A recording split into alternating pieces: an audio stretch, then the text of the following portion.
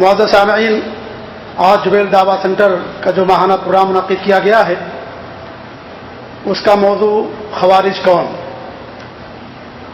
اسلام میں جتنے بھی فرقے نکلے ہیں، جتنی بھی باطل تحریکیں وجود میں آئی ہیں، ان کی اصل تین ہے: خارجیت، رافضیت اور صوفیت۔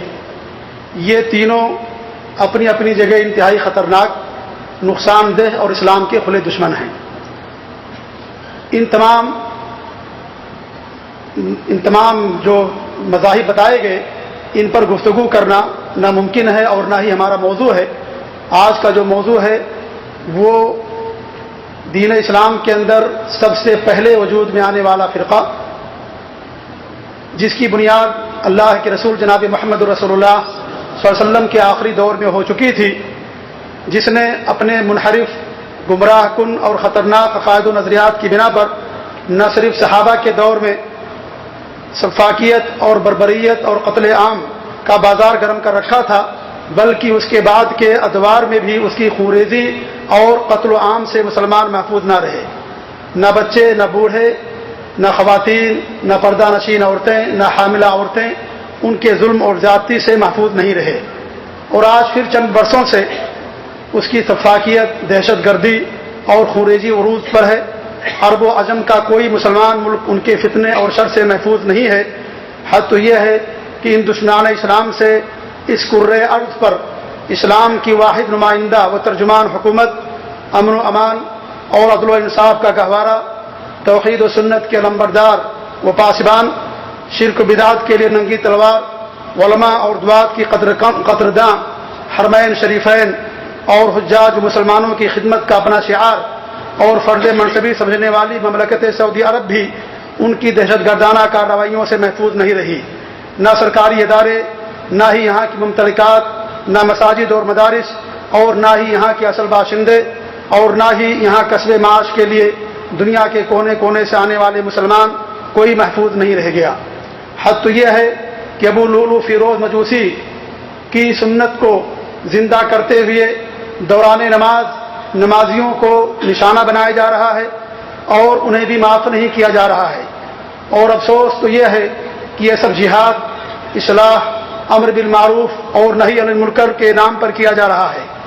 اور ان تمام باتوں سے سب سے زیادہ افسوس کی بات یہ ہے کہ عوام انہیں مسیحا سمجھتی ہے، انہیں مجاہدین جیسے القاب سے نوازا جاتا ہے، اور ان کے ان دہشت گردانہ کارروائیوں کو جو اسلام کی صاف ستھری اور امن پسند تعلیمات ہیں ان کی بدنامی کا ذریعہ ہے اور اسلام کی اشاعت کے لیے ایک بڑی رکاوٹ بنی ہوئی ہے، ان کی ان کارروائیوں کو اسلام کی عظمت رفتہ اور اس کے روب و دبدبہ اور وقار و عزت کو واپس لانے کا ذریعہ سمجھا جا رہا ہے۔ اس لیے ضرورت تھی کہ قبل اس کے کہ اور ناحق خون بہے، مساجد اور مدارس کا تقدس پامال ہو، عوام اور زیادہ اندھیروں اور تاریک میں رہیں۔ ضرورت اس بات کی محسوس ہوئی کہ عوام کے سامنے موضوع لایا جائے اور عوام کو کتاب و سنت کی روشنی میں اس موضوع پر ان کی رہنمائی کی جائے۔ میں اللہ تعالیٰ سے عدل و انصاف کے ساتھ حق کہنے کی دعا کرتا ہوں کہ اللہ رب العالمین مجھے حق کے ساتھ، عدل و انصاف کے ساتھ کچھ کہنے کی یا ان کے تعلق سے کہنے کی توفیق عنایت فرمائے، اور حق کو حق جان کر اس پر عمل کرنے اور اس کی طرف دعوت دینے کی بھی توفیق عنایت فرمائے، اور تمام مسلمانوں کو ہر طرح کے فتنوں سے محفوظ رکھے۔ اور یہ جو ہر مسلمان کی دھڑکن ہے مملکت سعودی عرب، اللہ تعالیٰ اس کی حفاظت فرمائے، یہاں کے عوام کی، یہاں کی حکومت کی، اور یہاں کے جو مقدس مقامات ہیں جن سے ہمارا دین جڑا ہوا ہے، اللہ رب العالمین ان سب کی حفاظت فرمائے، آمین رب العالمین۔ خوارج یہ خارجہ کی جمع ہے، اور خارجہ یہ خروج سے بنا ہوا ہے۔ خروج کے معنی ہوتے نکلنے کے، باہر جانے کے۔ یہ لغوی تعریف ہے خوارج کی۔ جہاں تک اصطلاحی تعریف کی بات ہے تو دراصل خارجی ان لوگوں کو کہا گیا جنہوں نے خلیفہ چہارم علی رضی اللہ تعالی عنہ کے خلاف خروج کیا تھا، بغاوت کیا تھا۔ لیکن اب جو بھی امام وقت کے خلاف بغاوت کرے، حکمرانوں اور مسلمانوں کو کافر قرار دے اور گناہ کبیرہ کے مرتکب کو جہنم قرار دے، ایسے لوگوں کو خارجی کہا جاتا ہے۔ یہ خروج کسی بھی دور میں ہو اور یہ عقائد و نظریات رکھنے والا کوئی بھی ہو، گرچہ اس نے اپنا نام کچھ اور بھی رکھا ہو، تو ایسے سارے لوگوں کو، ایسے عقائد و نظریات رکھنے والے کو خارجی کہا جاتا ہے۔ یہ خارجی عربی لفظ ہے، اگر آپ اس کا اردو زبان میں مجھ سے معنی پوچھیں گے تو اس کا معنی یہ ہوگا کہ دہشت گرد اور موت کے سوداگر۔ خارجی کا ترجمہ یا اس کا معنی اس سے زیادہ بہتر مجھے سمجھ میں نہیں آیا کہ خارجی کا مطلب یہ ہوتا دہشت گرد اور دوسرا معنی موت کا سوداگر۔ آپ اسے اردو زبان میں سمجھ سکتے ہیں۔ علامہ ابو الفتح شہرستانی فرماتے ہیں کہ خارجیوں کی ایک عام پہچان امام وقت کے خلاف غداری اور خروج ہے۔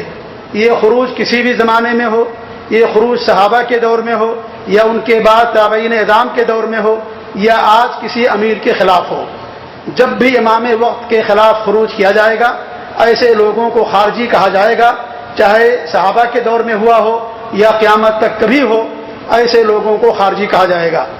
امام ابن قیم رحمۃ اللہ علیہ مزید اس کی وضاحت کرتے ہوئے فرماتے ہیں کہ خارجی کا نام ہر اس شخص پر فٹ ہوتا ہے جو علی رضی اللہ تعالیٰ عنہ کے خلاف خروج کرنے والوں کے افعال و اقوال اور نظریات و عقائد کو اپنا لے، ہر وہ شخص جو قرآن و سنت کو فیصلہ کن شریعت و قانون ماننے سے انکار کرے، کبیرہ گناہوں کے مرتکب کو کافر قرار دے، ظالم حکمرانوں کے خلاف خروج و بغاوت کا حکم دے، کبیرہ گناہوں کے کرنے والے کو ہمیشہ کے لیے جہنمی قرار دے، ایسے عقائد اور نظریات رکھنے والے کو خارجی کہا جائے گا۔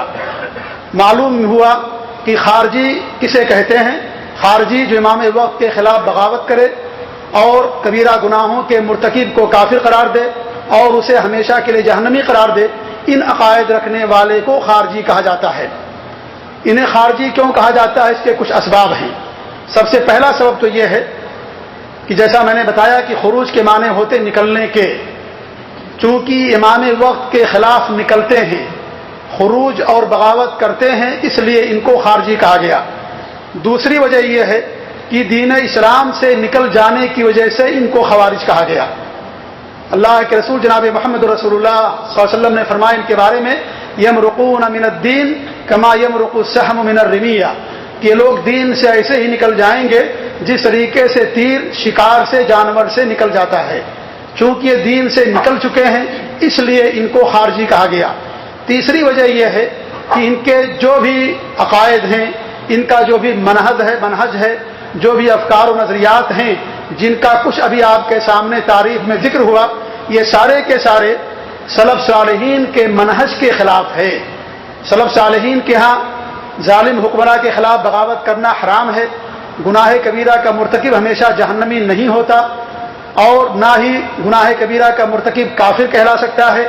ان کے سارے عقائد، ان کے سارے نظریات سلف صالحین کے خلاف ہیں، اس لیے بھی ان کو خارجی کہا جاتا ہے۔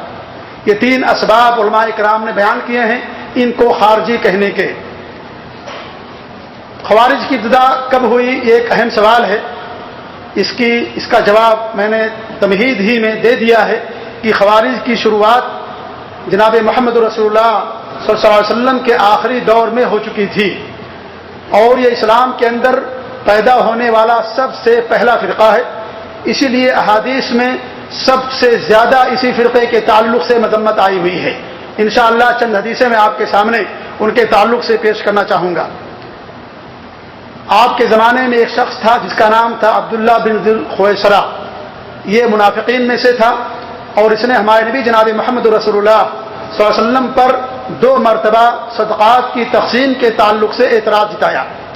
پہلی مرتبہ جب آپ غزوہ حنین میں مال غنیمت تقسیم کر رہے تھے تو اس وقت اس نے اعتراض کرتے ہوئے کہا تھا، اے عدل یا محمد فإنک لا تعدل، اے محمد صلی اللہ علیہ وسلم عدل کرو کیونکہ تم عدل سے کام نہیں لیتے ہو۔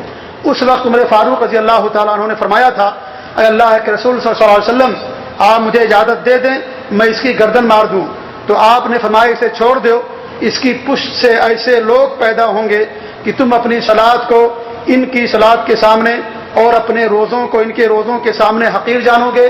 وہ قرآن کی تلاوت تو ضرور کریں گے لیکن قرآن کے حلق سے نیچے نہیں اترے گا۔ یہ لوگ دین سے اس طرح نکل جائیں گے جس طرح تیر شکار سے نکل جاتا ہے۔ یہ بخاری اور مسلم کی حدیث ہے، اور اسی کے تعلق سے یہ آیت کریمہ نازل ہوئی، وَمِنْهُمْ مَنْ يَلْمِزُكَ فِي الصَّدَقَاتِ، کہ ان منافقین میں سے کچھ لوگ ایسے ہیں جو آپ پر صدقات کے تعلق سے نکتہ چینی کرتے ہیں اور آپ پر اعتراض کرتے ہیں. یہ پہلا واقعہ تھا جب اس نے ہمارے نبی جناب محمد رسول اللہ صلی اللہ علیہ وسلم پر اعتراض کیا. دوسرا واقعہ اس طرح سے ہے کہ علی رضی اللہ تعالیٰ عنہ نے یمن سے ہمارے نبی صلی اللہ علیہ وسلم کے پاس سونے کے کچھ سکے بھیجے جسے آپ نے 4 لوگوں میں تقسیم کر دیا.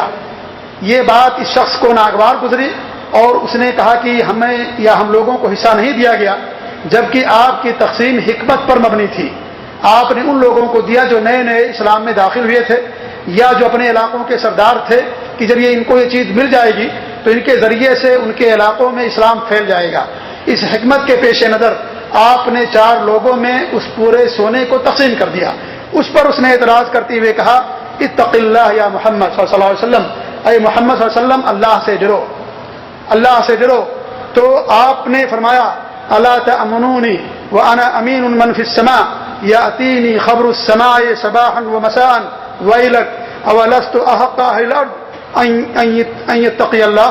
ثم ولى الرجل فقال خالد بن ولید الا اضرب عنقه یا رسول اللہ فقال الا يصلي. ثم قال انه يخرج من ذئب هذا قوم يتلون كتاب الله لا يجاوز حناجرهم يمرقون من الدين كما يمرق السهم من الرمية لئن ادركتهم لاقتلنهم قتل ثمود. یہ صحیح بخاری اور مسلم کی حدیث ہے. اس کا ترجمہ یہ ہے کہ آپ فرماتے ہیں کہ تم لوگ مجھے امین کیوں نہیں جانتے جبکہ میں اس ذات کا امین ہوں جو آسمان پر ہے، یعنی اللہ رب العالمین کا امین ہوں. میرے پاس صبح اور شام آسمان سے اللہ تعالیٰ کی طرف سے خبر آتی ہے. تمہارے لیے بربادی ہو، کیا مجھ سے بھی کوئی زیادہ اس لیے زمین پر اللہ تعالیٰ سے ڈرنے والا ہے؟ پھر جب وہ آدمی چلا گیا تو خالد بن ولید رضی اللہ تعالیٰ عنہ نے فرمایا کیا مجھے اجازت دیں میں اس منافق کی یا اس آدمی کی گردن مار دوں. تو آپ نے کہا کیا وہ نماز نہیں پڑھتا ہے؟ پھر آپ نے فرمایا اس کی نسل سے، اس کی پشت سے ایسے لوگ پیدا ہوں گے جو اللہ تعالیٰ کی کتاب کی تلاوت ضرور کریں گے لیکن ان کے حلق سے وہ تلاوت نہیں اترے گی، وہ دین سے ایسے نکل جائیں گے جس طریقے سے تیر جانور سے نکل جاتا ہے. اگر میں ان لوگوں کو پا جاؤں تو سمود کی طریقے سے، قوم سمود کے طریقے سے انہیں قتل کروں گا. تو معلوم ہوا ان دونوں حدیثوں سے کہ خوارج کی شروعات جناب محمد رسول اللہ صلی اللہ علیہ وسلم کے آخری زمانے میں آپ پر 2 مقامات پر اعتراض کرنے سے ہو گئی تھی، لیکن ایک فرقے کی شکل میں، ایک جماعت کی شکل میں اس کا وجود اس وقت ہوا جب علی رضی اللہ تعالی عنہ کو خلافت ملی اور غزوہ صفین کے اندر جب قرآن مجید کو، قرآن مقدس کو اٹھا کر کے اور یہ کہا گیا کہ اس قرآن مقدس کے مطابق ہم آپس میں فیصلے کریں گے، تو اس وقت انہوں نے ان کے خلاف خروج کیا اور کہا، ان کی جماعت سے نکل گئے اور یہ کہنے لگے کہ حکم صرف اللہ رب العالمین کا چلے گا.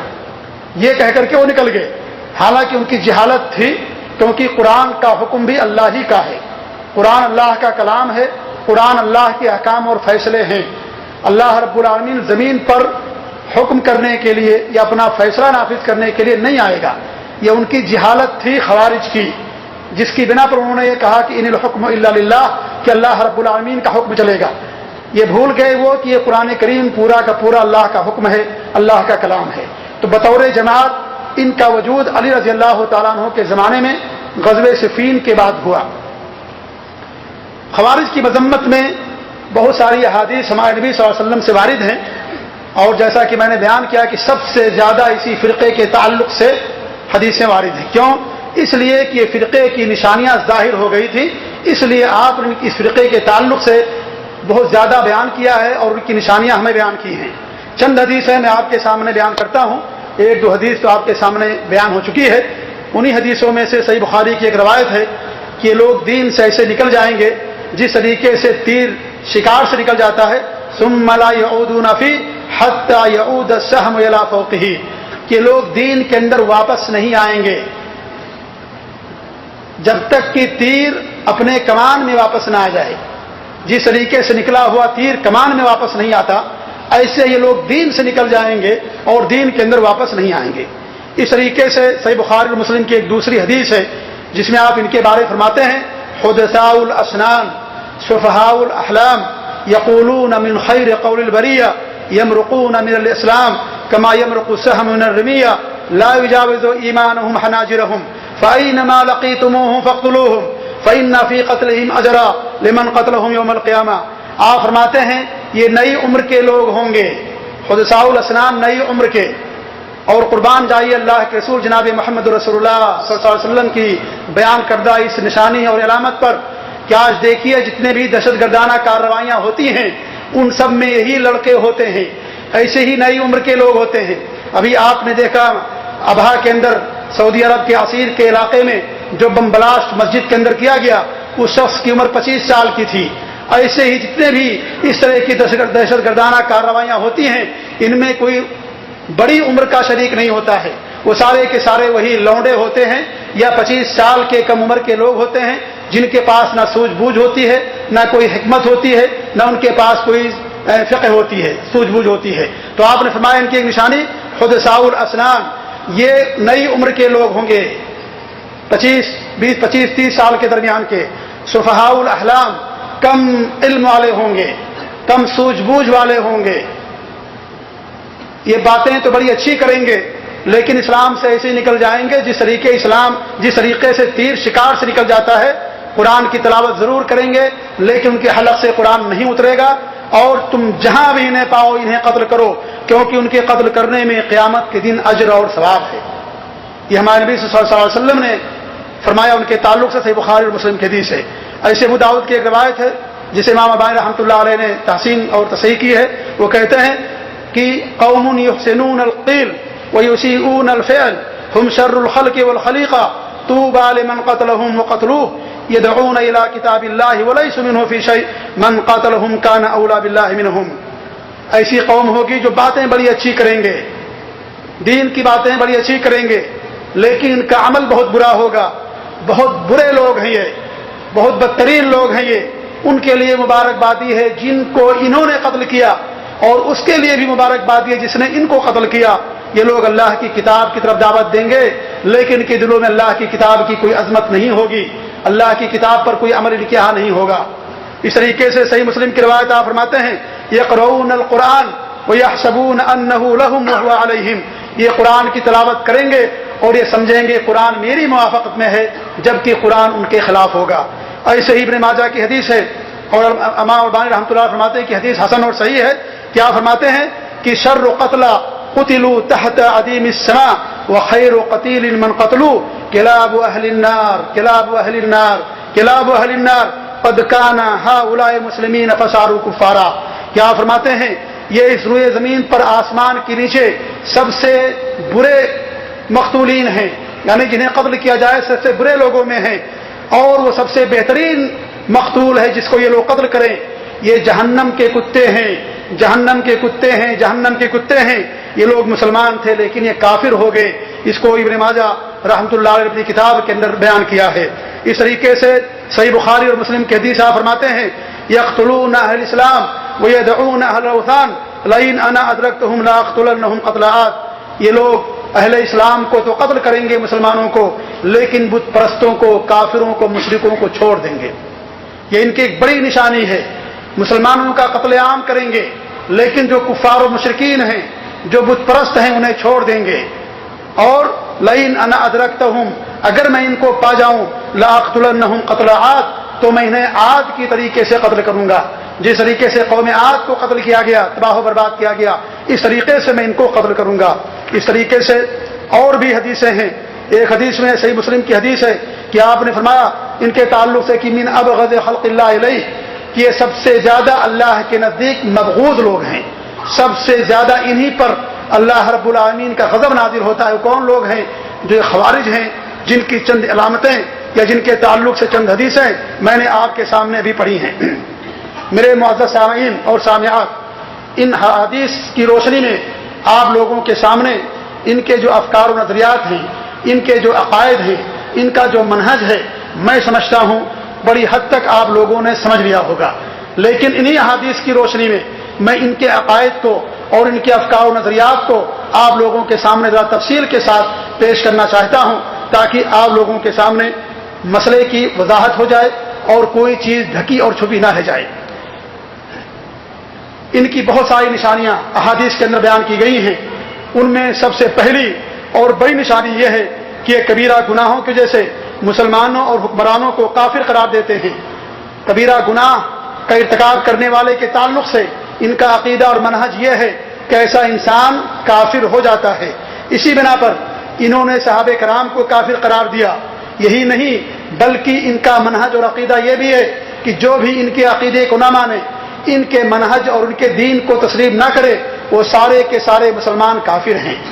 اور حد تو یہ ہے، غلو کی انتہا ہو گئی، کفر کی انتہا ہو گئی کہ ان کے جو غالب قسم کے لوگ ہیں انہوں نے اللہ کے رسول جناب محمد رسول اللہ صلی اللہ علیہ وآلہ وسلم پر، جو آپ امام الموحدین ہیں، پوری دنیا کے سردار ہیں، ان کے اوپر بھی کفر کا فتویٰ لگایا۔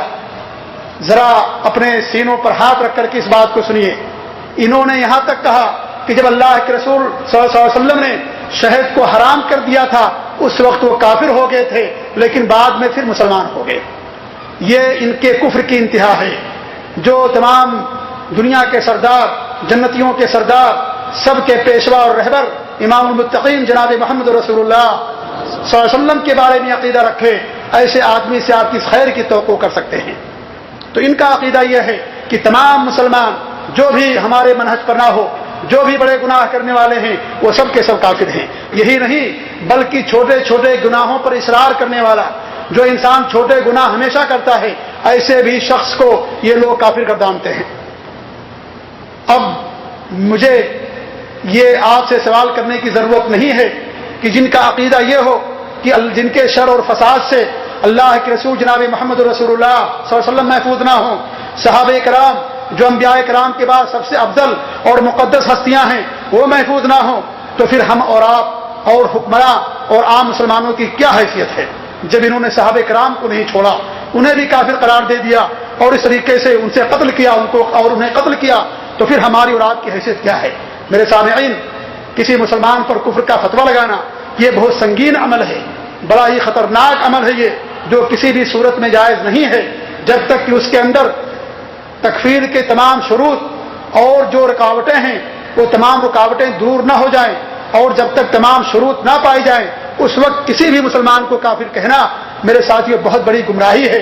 اللہ رب العالمین نے قرآن مجید میں ہمیں اس سے منع فرمایا۔ اللہ فرماتا ہے یا الذین آمنوا اذا ضربتم فی سبیل اللہ فتبینوا ولا تقولوا لمن القى الیکم السلام لست مؤمنا، اے لوگوں جو تم ایمان والو، جب تم اللہ کی راہ میں سفر کرو، جب تم سفر کرو تو تحقیق کر لیا کرو، اور جو تم سے سلام کرے، یعنی مسلمان اگر کوئی تمہیں سلام کرے تو تم ہرگز نہ کہو کہ لست مؤمنا، تم مومن نہیں ہے۔ لہذا جو اسلام والے ہیں، جو مسلمان ہیں، ان کو کافر کہنا یہ بہت سنگین جرم ہے اور بڑا ہی خطرناک جرم ہے یہ۔ اس طریقے سے اللہ کے رسول جناب محمد رسول اللہ صلی اللہ علیہ وسلم کی حدیث ہے، صحیح بخاری مسلم کی حدیث، آپ فرماتے ہیں جب کوئی آدمی اپنے بھائی سے کہتا ہے کافر فقد باء به احدهما، تو ان دونوں میں سے کوئی ایک کافر ہو جاتا ہے۔ لہذا کسی کو کافر قرار دینا، مجرا اسلام سے نکال دینا، یہ بہت خطرناک جرم ہے۔ پہلی بات تو یہ ہے یہ اہل علم کا کام ہے، اور دوسری بات یہ ہے کہ جب تک کسی شخص کے اندر تکفیر کی یا کفر کی ساری شرطیں نہ پائی جائیں اور تمام رکاوٹیں دور نہ ہو جائیں اس وقت تک کسی کو کافر کہنا یہ جائز نہیں ہے، بلکہ شریعت کے اندر حرام ہے۔ اور شیخ الاسلام ابن تیمیہ رحمۃ اللہ علیہ فرماتے ہیں کہ علماء اہل سنت اپنے مخالفین پر کفر کا حکم نہیں لگاتے ہیں، اگرچہ ان کے مخالفین انہیں کافر قرار دیتے ہوں، کیونکہ کسی پر کفر کا حکم لگانا یہ ایک شرعی کام ہے۔ انسان کو اس طرح کا رد عمل نہیں کرنا چاہیے کہ اگر کوئی آپ سے جھوٹ بولے تو آپ اس کا بدلہ جھوٹ سے دیں، اس طرح کوئی اگر آپ کی اہلیہ سے یا آپ کے خاندان میں کسی شخص سے زنا کرے تو آپ جا کر کے اس کے بدلے میں اسے زنا کر لیں، یہ جائز نہیں ہے۔ لہذا کسی کو کافر قرار دینا میرے ساتھیوں یہ اہل سنت والجماعت سلف صالحین کا منہج یہ نہیں ہے، جب تک کہ اس کے اندر تمام شرطیں نہ پوری ہو جائیں اور جب تک کہ تمام رکاوٹیں دور نہ ہو جائیں۔ شرطیں کیا ہیں؟ 3 اہم شرطیں ہیں۔ سب سے پہلی شرط یہ ہے کہ وہ عمل جس کے اوپر حکم لگایا جا رہا ہے وہ کفر والا عمل ہو، اور اس کے کفر ہونے پر واضح دلیل ہو، کوئی قیاس نہیں ہونا چاہیے، عقل سے کام نہیں لینا ہے، قرآن و سنت کے اندر اس کے کفر ہونے پر واضح دلیل موجود ہو، پہلی شرط یہ ہے۔ اور دوسری شرط یہ کہ وہ کام اپنی مرضی اور اختیار سے کر رہا ہو، زبردستی نہ کر رہا ہو، نہ کسی کا زور ہو، اور اپنے اختیار اور مرضی سے وہ کفریہ کام کر رہا ہو۔ اور تیسری شرط یہ ہے کہ اس پر حجت قائم کر دی جائے۔ جب تک اس پر حجت قائم نہیں کی جائے گی، جب تک اس کو دلیلوں سے بتایا نہیں جائے گا، اگرچہ کفریہ کام کر رہا ہے جان بوجھ کر کے کر رہا ہے، بغیر کسی زور زبردستی کے کر رہا ہے، تب بھی اس کو کافر قرار نہیں دیا جائے گا۔ یہ 3 شرطیں ہیں۔ اور جہاں تک رکاوٹوں کی بات ہے تو بہت ساری رکاوٹیں ہیں جن کی بنا پر کسی پر کفر کا فتویٰ نہیں لگانا چاہیے۔ انہی رکاوٹوں میں سے ایک رکاوٹ جہالت ہے۔ ہو سکتا ہے اس آدمی کو علم نہ ہو، جہالت کی بنا پر کر رہا ہو، کتاب و سنت کا اس کو علم نہ ہو، یا نیا نیا مسلمان ہوا ہو، اسے نہ معلوم ہو کہ یہ کرنا بھی کفر ہے، لہذا یہ پہلی شرط ہے، پہلی رکاوٹ ہے کہ اگر کوئی جہالت کی بنا پر کوئی کفریہ کام کر لے یا کفریہ بات زبان سے نکال دے تو ایسے آدمی کو کافر نہیں کہا جائے گا، کیونکہ وہ جاہل تھا، اسے معلوم نہیں تھا۔ کیا وہ حدیث آپ لوگوں کو نہیں معلوم ہے کہ ایک شخص نے کہا تھا کہ جب میں مر جاؤں گا تو میرے جسم کو جلا دینا، میرے لاش کو جلا دینا، اور میری لاش کو جلانے کے بعد اس کی راکھ کو پوری دنیا کے اندر تم اڑا دینا، اور اگر اللہ رب العالمین قادر ہوگا تو مجھے اکٹھا کرے گا۔ تو اس طریقے سے یعنی گویا کہ اللہ رب العالمین قدرت کا اس نے ایک انکار کیا ایک طرح سے، اور جب اللہ رب العالمین نے حکم دیا اور تمام سب کچھ حاضر کیے گئے تو اللہ رب العالمین نے اسے پوچھا تم نے ایسے کیوں کیا؟ تو اس نے کہا کہ جہنم کے خوف سے میں نے اس طریقے سے کیا۔ تو اس نے جہالت کی بنا پر ایسی بات کہی تھی، اس لیے میرے ساتھیوں اللہ رب العالمین نے اس کو معاف کر دیا اور اس طریقے سے اس کو جنت میں داخل کر دیا۔ تو کہنے کا مقصد یہ ہے کہ جہالت یہ بھی ایک رکاوٹ ہے۔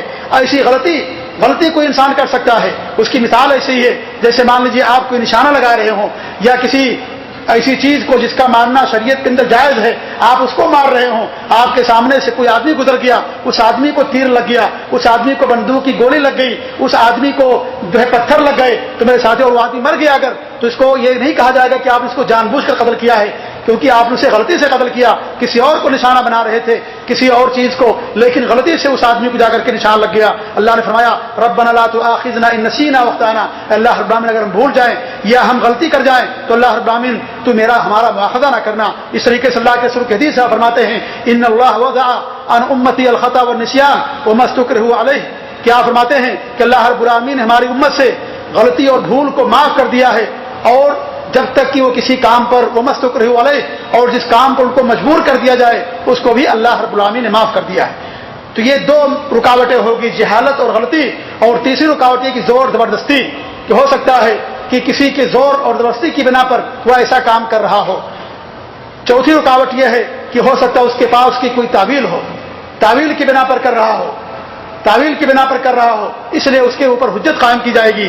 ایسے ہی 5ویں رکاوٹ یہ ہے کہ گناہوں سے توبہ اور استغفار، توبہ تو انسان کے تمام گناہوں کو مٹا دیتا ہے، کفر اور شرک کو مٹا دیتا ہے، اس لیے اگر انسان توبہ کر لیتا ہے تو گویا کہ اس نے گناہ کیا ہی نہیں، جیسا کہ اللہ کے رسول جناب محمد رسول اللہ صلی اللہ علیہ وسلم کی حدیث ہے۔ تو اس طریقے سے بہت سارے فرق ہیں۔ امام ابن تیمیہ رحمۃ اللہ علیہ فرماتے ہیں کہ اسلام کے اندر 10 ایسی چیزیں ہیں جن کے ذریعے سے اللہ رب العالمین بندے کے گناہوں کو معاف کر دیتا ہے۔ یہ ساری رکاوٹیں ہیں، لہذا ان رکاوٹوں کو بھی سامنے رکھا جائے گا۔ یہی فرق ہے سلف صالحین کے ہاں اور خوارج کے ہاں، کہ خوارج کے ہاں ہر شخص جو بڑے گناہ کر لے وہ کافر ہو جاتا ہے، چاہے زبردستی اس سے کروایا جائے، چاہے لا علمی میں کرے، جہالت میں کرے، غلطی اور بھول کر کے کر بیٹھے، تو ان کے نزدیک ایسا انسان کافر ہو جاتا ہے جب ان کے ہاں نہ کوئی شرط ہے اور نہ ہی کوئی رکاوٹ ہے۔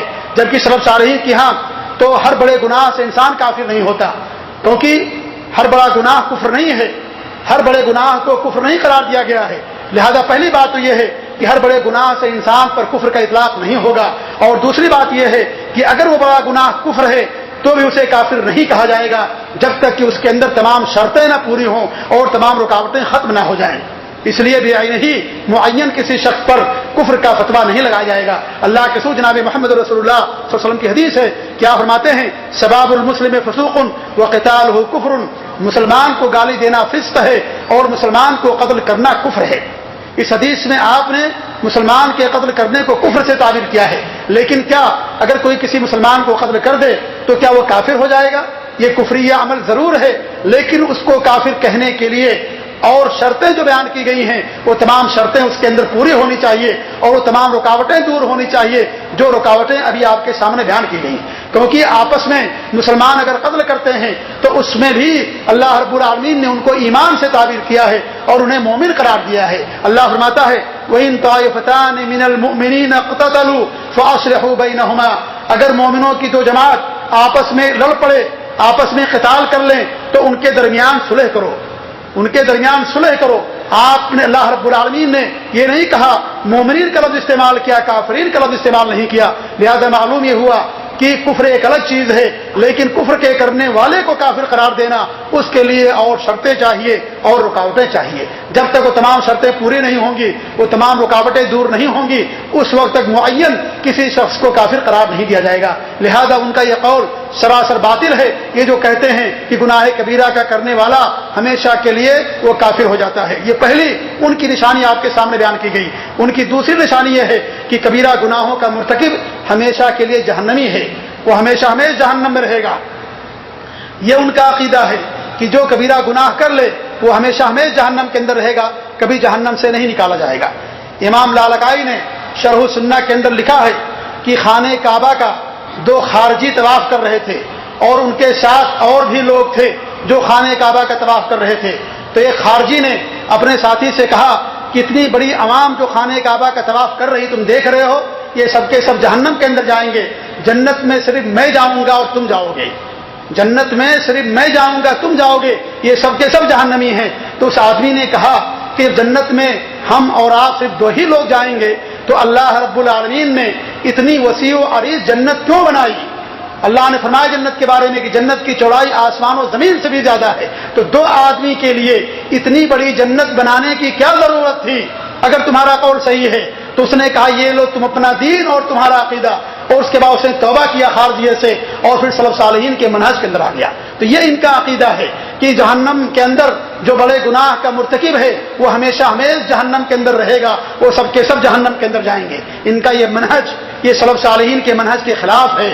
سلف صالحین کا عقیدہ یہ ہے کہ گناہ کبیرہ کا مرتکب اگر وہ گناہ کبیرہ شرک نہیں ہے تو ہمیشہ انسان جہنم کے اندر نہیں رہے گا، اللہ رب العالمین اس کو جہنم ضرور نکالے گا۔ صرف شرک ایک ایسا گناہ ہے جس کا کرنے والا ہمیشہ جہنم کے اندر رہے گا، اور اس کی دلیل قرآن کریم کی آیت ہے کہ اللہ فرماتا ہے ان اللہ لا یغفر ان یشرک بہ ویغفر ما دون ذلک لمن یشاء، کہ اللہ رب العالمین ہر گناہ معاف کر دے گا لیکن شرک کو معاف نہیں کرے گا۔ لہذا جب شرک کی معافی نہیں ہوگی تو جو مشرکین ہیں، شرک کرنے والے ہیں، وہ ہمیشہ جہنم کے اندر رہیں گے، باقی اور گناہوں کے مرتکب ہمیشہ جہنم کے اندر نہیں رہیں گے۔ اور اس طریقے سے ایک دوسری حدیث ہے اور وہ حدیث قدسی ہے جو امام ترمذی نے روایت کیا، اس حدیث کو اور اس کو حسن قرار دیا۔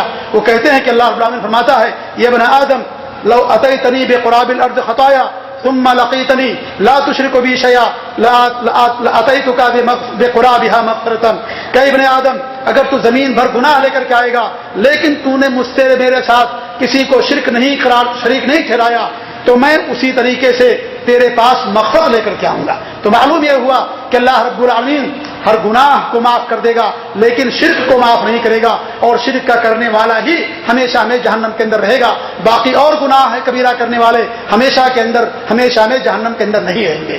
گناہ کبیرہ تین طرح کا ہوتا ہے۔ ایک گناہ کبیرہ تو شرک ہے جسے اکبر الکبائر تمام گناہوں میں سب سے بڑا گناہ کہا گیا، اگر کوئی بندہ اسے توبہ نہیں کرے گا تو جہنم کے اندر رہے گا۔ باقی ایک بڑا گناہ ہے جو انسان بڑے گناہ کرتا ہے تو اس کا شرک کے علاوہ جیسے چوری کرنا ہے، ڈکیتی کرنا ہے، زنا کرنا ہے، جھوٹ بولنا ہے، یہ سب گناہ کبیرہ ہیں۔ کپڑوں کو ڈھکنے سے نیچے رکھنا ہے، یہ سب گناہ کبیرہ ہے۔ ایسے گناہ کرنے والے کے بارے میں اہل سنت والجماعت سلف صالحین کا منہج یہ ہے کہ اللہ کی مشیت کے تحت ہے، چاہے تو اللہ رب العالمین اس کے گناہ کو معاف کر دے اور شروع ہی میں اسے جنت میں داخل کر دے، اور اگر معاف نہیں کرے گا اللہ رب العالمین تو جہنم میں داخل کر دے، لیکن ان گناہوں کی سزا ملنے کے بعد اللہ رب العالمین اس کو پھر جنت میں لے کر کے آئے۔ تیسرا جو بڑے گناہ ہوتے ہیں وہ حقوق العباد سے متعلق ہیں، بندوں کے حقوق سے متعلق ہیں، اور بندوں کے حقوق اس وقت تک معاف نہیں ہوں گے جب تک بندہ نہیں معاف کرے گا۔ اگر بندے نے معاف کر دیا تو اللہ تعالیٰ اسے پہلے ہی جنت میں داخل کر دے گا، اور اگر بندے نے معاف نہیں کیا تو اللہ رب العالمین اسے جہنم میں داخل کرے گا، لیکن اتنی سزا مل جانے کے بعد اللہ رب العالمین اس کو جنت میں لے کر کے آئے گا۔ تو یہ گناہ کبیرہ کے تعلق سے یہ سلف صالحین کا منہج ہے۔ ان کا جو منہج میں نے بتایا خوارج کا، جو دین اسلام سے نکلے ہوئے لوگ ہیں کہ گناہ کبیرہ کا کرنے والا ہمیشہ جہنم کے اندر رہے گا، ان کا یہ قول سراسر باطل ہے، قرآن کی آیتوں اور حدیث کے خلاف ہے، لہذا یہ قول پر توجہ دینے کی ضرورت نہیں ہے۔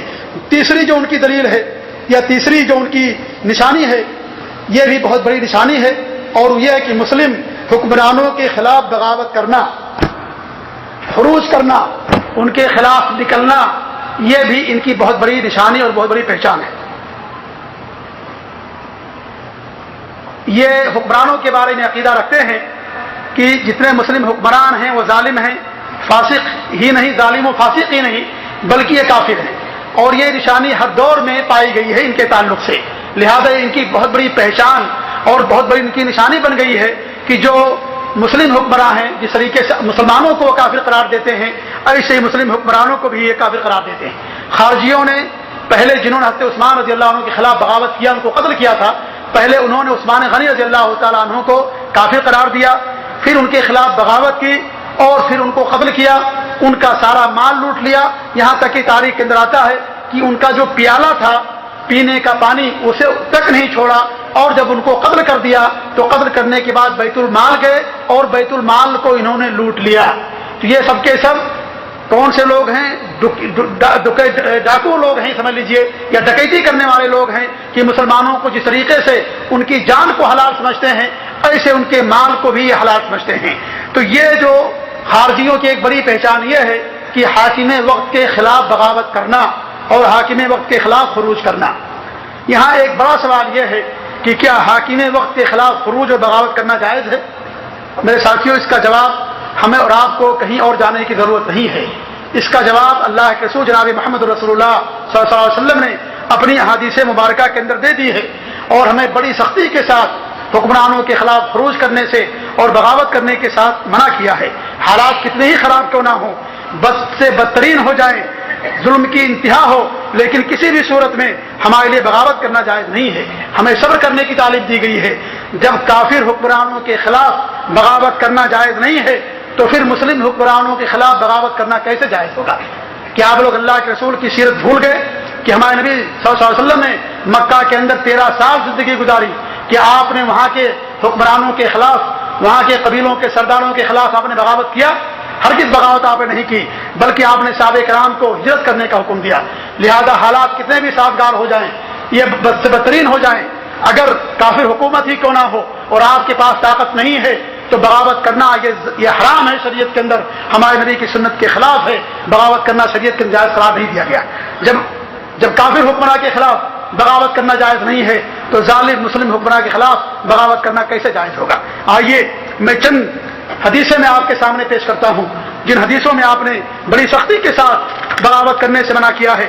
ایک حدیث میں آپ فرماتے ہیں کہ آپ سے پوچھا گیا کہ اگر ہمارے ایسے حکمراں ہو جائیں، ایسے عمرہ ہو جائیں جو ہم سے ہمارا حق تو لے لے لیکن ہمیں اپنا حق نہ دے تو ہم کیا کریں؟ آپ نے کہا اسمعوا واطیعوا، ان کی باتوں کو سنو اور اطاعت کرو۔ وَإِنَّمَا عَلَيْهِمْ مَا حَمَّلُوا وَعَلَيْكُمْ مَا حَمَّلْتُمْ، وہ جو کریں گے ان کی سزا انہیں ملے گی، جو تم کرو گے تمہیں اس کا بدلہ قیامت کے دن ملے گا۔ صحیح مسلم کی روایت ہے۔ اس طریقے سے ایک حدیث میں آپ فرماتے ہیں کہ تمہارے اوپر ایک ایسا وقت آئے گا کہ ایسے حکمراں ہوں گے جن کی کچھ باتوں کو تم جانتے ہو گے، اچھی باتیں کریں گے اور کچھ ناگوار باتیں کریں گے۔ تو آپ نے فرمایا، آپ سے پوچھا گیا اللہ نقاتلہم، کیا ہم ایسے لوگوں سے قتال نہ کریں؟ تو آپ نے فرمایا کہ لا ما صلوا، نہیں، ہرگز نہیں، جب تک وہ نماز پڑھیں اس وقت تم ان کے خلاف بغاوت نہ کرو، ان کے خلاف خروج نہ کرو۔ اس طریقے سے جو شروع میں نے آپ لوگوں کے سامنے حدیث بیان کی عبادہ بن صامت رضی اللہ تعالیٰ عنہ کی، وہ کہتے ہیں کہ ہم نے اللہ کے رسول صلی اللہ علیہ وسلم پر بیعت کی تھی آپ کے ہاتھ پر سننے اور اطاعت کرنے کی ہر حال میں، چاہے وہ ہمارے لیے پریشانی ہو، چاہے آسانی ہو، چاہے تنگی ہو، چاہے سختی ہو، ہر حال میں ہم نے آپ پر بیعت کی تھی اطاعت کرنے کی۔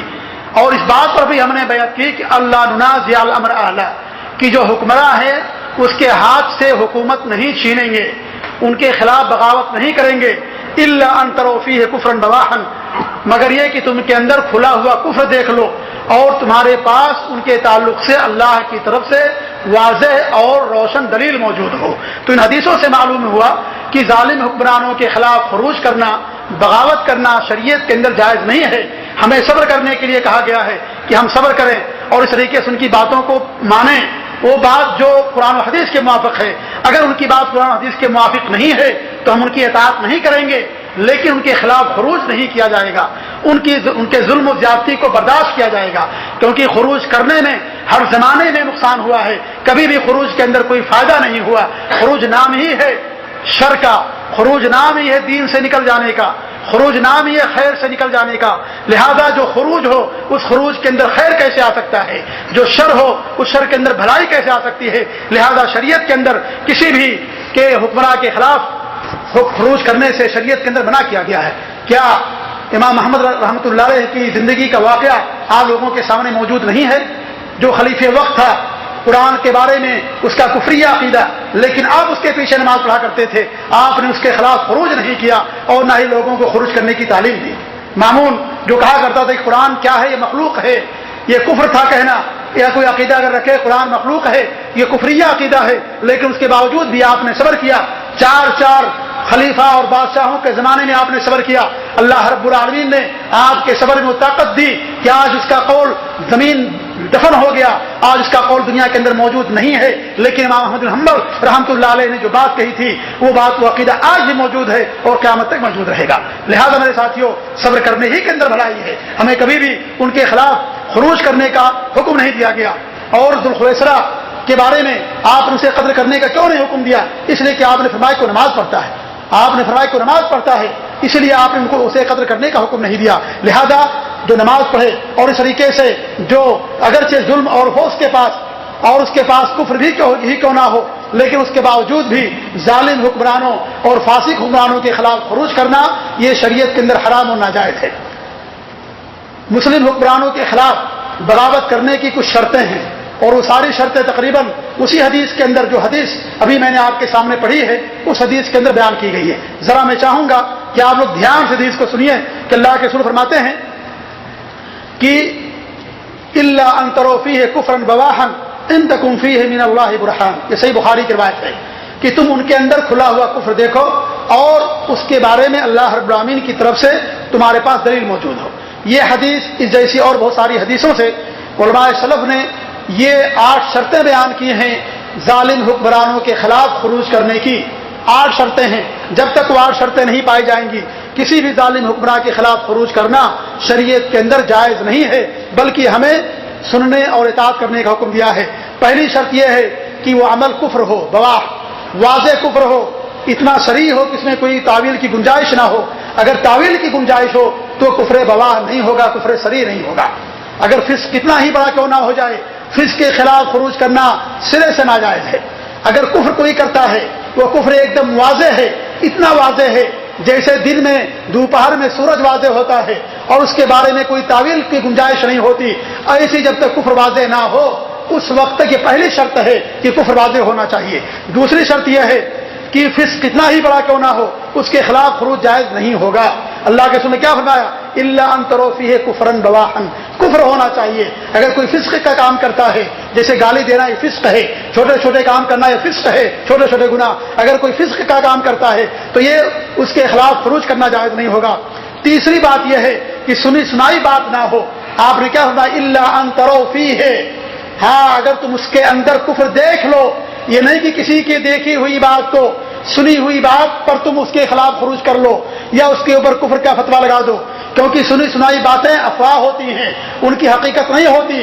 آج بھی دیکھ لیجیے ہمارے معاشرے میں حکمرانوں کے خلاف کتنی ساری باتیں اور افواہیں ہمارے معاشرے میں گردش کرتی ہیں اور بلا تحقیق کے لوگ اسے بیان کرتے رہتے ہیں۔ اور آج تو ایک پہچان بن چکی ہے ایک جماعت کی کہ ظالم یا جو حکمراں ہیں، حکمراں کے خلاف کوئی بھی بات سنتے ہیں ان باتوں کو سرعام لوگوں کے سامنے بیان کرتے ہیں۔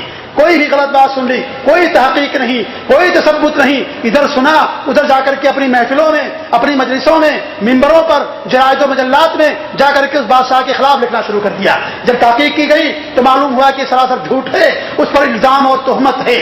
تو یہ بھی آپ نے کیا فرمایا؟ الا ان تروا فیہ کفرا بواحا، کہ تم اس کے اندر کفر دیکھ لو، یہ نہیں کہ سن کر کے کسی نے آ کر کے بیان کر دیا کہ اس نے کفریہ کام کیا، نہیں، سنی سنائی بات نہیں چلے گی۔ یہ دین کا معاملہ ہے، مسلمانوں کے خون کا معاملہ ہے، یہ حکومت کا معاملہ ہے، یہ عقیدہ اور منہج کا معاملہ ہے، یہ اپنے گھر کا دین نہیں ہے کہ ہم جس کے چاہے خلاف خروج کر لیں، جس کو چاہے کافر قرار دے دیں، جس کے چاہے خلاف بغاوت کر لیں۔ تو آپ فرماتے ہیں کہ الا ان تروا فیہ کفرا بواحا، لہذا سنی سنائی بات پر یقین نہیں کیا جائے گا۔ چوتھی شرط یہ ہے کہ ان تکن فیہ من اللہ برہان، تمہارے پاس اللہ کی طرف دلیل ہونی چاہیے، کوئی عقلی دلیل نہیں ہو کہ آپ نے قیاس کیا ہے، آپ نے عقل سے کام لیا ہے، اپنے مزاج سے کہا ہے کہ جب انہوں نے ایسا کیا تو یہ کہا تو یہ ہو گیا، جب یہ ہو گیا تو کفر لازم آ گیا، لہذا ایسا کرنا کفر ہو گیا، یہ کافر ہو گیا. نہیں، واضح دلیل تمہارے پاس اللہ رب العالمین کی طرف سے ہونی چاہیے. نفسانی خواہشات کی بنا پر یا دشمنی اور عداوت کی بنا پر اس کے اوپر دلیل اور حکم نہ لگاؤ، بلکہ اللہ رب العالمین کی طرف سے دلیل ہونی چاہیے. یہ 4 شرطیں اسی حدیث کے اندر بیان کی گئی جو حدیث میں نے بھی آپ کے سامنے پڑھی ہے، اور بھی مزید شرطیں دیگر حدیثوں سے اور اسلام کے دیگر اصول اور قاعدوں سے مصنف علماء نے بیان کیے ہیں. 5ویں شرط یہ ہے کہ آپ کے پاس طاقت اور قدرت ہو. اگر آپ کے پاس طاقت اور قدرت نہیں ہے ظالم حکمراں کے خلاف بغاوت کرنے کی تو آپ مکلف نہیں ہیں. فاتقوا اللہ ما استطعتم، جتنی طاقت ہو اتنا اللہ سے ڈرنا چاہیے. آپ کھڑے ہو کر نماز نہیں پڑھ سکتے ہو، بیٹھ کر کے نماز پڑھو. کھڑے ہو کر نماز پڑھنا آپ کے لیے ضروری نہیں ہے، اگر مجبوری ہے تو آپ بیٹھ کر کے نماز پڑھیے. لہذا طاقت ہر عبادت کے لیے ضروری ہے، طاقت اور قدرت. لہذا یہ بھی ایک شرعی عمل ہے. لہذا اگر انسان کے پاس طاقت نہیں ہوگی، قدرت نہیں ہوگی، تو ایسے شخص کے خلاف خروج کرنا جائز نہیں ہے. اور 6ٹھی شرط یہ ہے کہ اس بات کی ضمانت ہو کہ بغاوت اور خروج کامیاب ہوگا. اگر یہ ضمانت نہ ہو کہ کامیاب نہیں ہوگا تو کبھی بھی بغاوت کرنا جائز نہیں ہے کہ چند مسلمانوں کو لے کر کے نکل جائیں اور ظالم حکمراں کے تیغوں سے اور ان کے فوجیوں سے سب کو ختم کروا دیں، قتل کروا دیں. جائز نہیں ہے، یہ مسلمان کے خون کا معاملہ ہے. لہذا یہ ضمانت ہونی چاہیے، یقین ہونا چاہیے کہ ہماری جو بغاوت ہے، ہمارا جو خروج ہے کامیاب ہوگا اور بادشاہ کا تختہ ہم پلٹ دیں گے. 7ویں شرط یہ ہے کہ مسلمان کا نہ خون بھی نہیں رہنا چاہیے. اللہ کے رسول کی حدیث ہے کہ اگر پوری دنیا تباہ ہو جائے اللہ کو گوارا ہے، لیکن ایک مسلمان کا خون بہے یہ اللہ رب العالمین گوارا نہیں ہے. 8ویں شرط یہ ہے کہ اس کے بعد کا جو حاکم آئے، اس کے بعد کا جو حکمراں آئے، بادشاہ آئے، وہ پہلے حکمراں سے بہتر ہو. ایسا نہ ہو کہ بعد میں آنے والا اس سے بڑا ظالم اور سفاک اور اس سے بڑا کفریہ کام کرنے والا نکل جائے.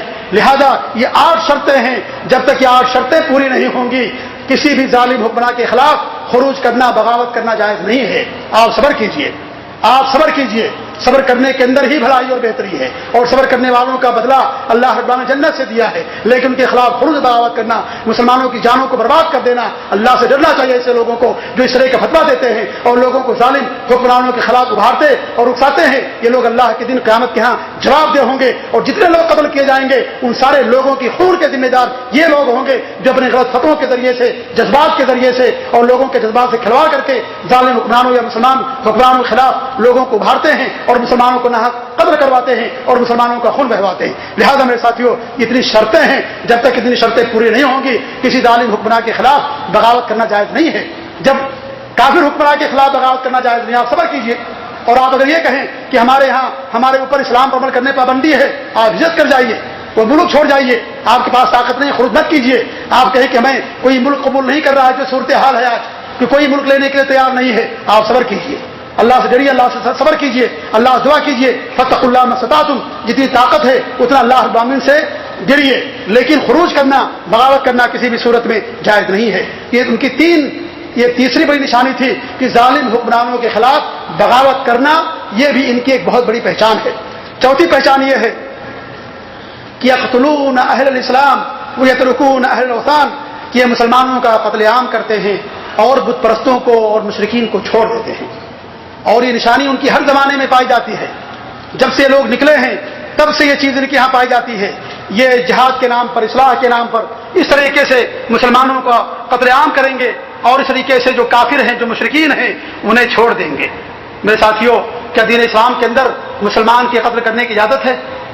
جس دین اسلام کے اندر کسی ذی روح کو باندھ کر کے اس کو نشانہ بنانے سے منع فرمایا گیا ہے، جس دین اسلام کے اندر کسی جانور کے سامنے دوسرے جانور کو ذبح کرنے سے منع کیا گیا، جس دین اسلام کے اندر جانور کے سامنے چھری تیز کرنے سے منع کیا گیا کہ اس کے پاس شعور اور احساس ہے، وہ سمجھ جائے گا کہ مجھے ذبح کرنے کے لیے یہ چھری تیز کی جا رہی ہے، جس دین اسلام کے اندر مسلمانوں کے بازار میں یا مسلمانوں کے علاقے میں ننگی تلوار لے کر کے گھومنے پھرنے سے منع کیا گیا ہے، کیا ایسے دین کے اندر، ایسی رحمت والے دین کے اندر کیا مسلمانوں کے قتل عام کرنا جائز ہوگا؟ ذرا آپ خود غور کیجیے. جس دین اسلام کے اندر اتنی زیادہ پابندیاں ہیں، کیا اس دین اسلام کے اندر مسلمانوں کا قتل عام کرنا جائز ہوگا؟ آج یہ مسلمانوں کا قتل عام کرتے ہیں، مشرکین کو چھوڑ دیتے ہیں، بت پرستوں کو چھوڑ دیتے ہیں، اور یہ ان کی نشانی پہلے سے یہ چیز موجود ہے اور آج بھی اسی پر یہ لوگ قائم ہیں. علی رضی اللہ عنہ کا دور خلافت ہے. یہ لوگ جنہیں ہم خوارج کہتے ہیں، حرورہ ایک جگہ ہے، وہاں چلے گئے وہاں جا کر کے انہوں نے اپنی ایک بتوازی یا مختصر سی حکومت بنا لی تھی. ان کا ایک سرغنا تھا, ایک لیڈر تھا. وہاں سے جو بھی مسلمان گزرتے تھے ان مسلمانوں کو قتل کر دیا کرتے تھے. جب بت پرست اور مشرک گزرتے تھے ان کو چھوڑ دیا کرتے تھے. عبداللہ بن خباب بن عرف رضی اللہ تعالیٰ عنہ مشہور صحابی ہیں. وہ اپنی اہلیہ کے ساتھ جاتے ہیں. ان کی اہلیہ حاملہ ہیں, حمل سے ہیں. وہاں گزر ہوتا ہے, پکڑ لیا ان کو, پکڑ کر کے پوچھا بتاؤ گناہ کبیرہ کا مرتکب کیا ہے؟ انہوں نے کہا کہ گناہ کبیرہ کا مرتکب کافر نہیں ہوتا, اللہ تعالیٰ کی مشیت کے تحت ہے. اللہ تعالیٰ چاہے معاف کر دے, چاہے اسے جہنم میں داخل کرے, لیکن گناہ کی سزا مل جانے کے بعد اللہ اسے جنت کے اندر لے کر کے آئے گا. انہوں نے کہا کہ نہیں, گناہ کبیرہ کا مرتکب کیا ہے؟ کافر ہے, جہنمی ہے. جب آپ نے ان کا اقرار نہیں کیا, ان کی بات نہیں مانی, ان کے سامنے ان کی اہلیہ جو حاملہ تھی پہلے بچے کو چیر کر کے نکالا, اس کے بعد بچے کو نیزے پر اچھالا, اس کے بعد ان کی اہلیہ کو قتل کیا. قتل کرنے کے بعد پھر عبداللہ بن خباب بن عرف رضی اللہ تعالیٰ عنہ کو شہید کر دیا. یہ صحابہ ہیں.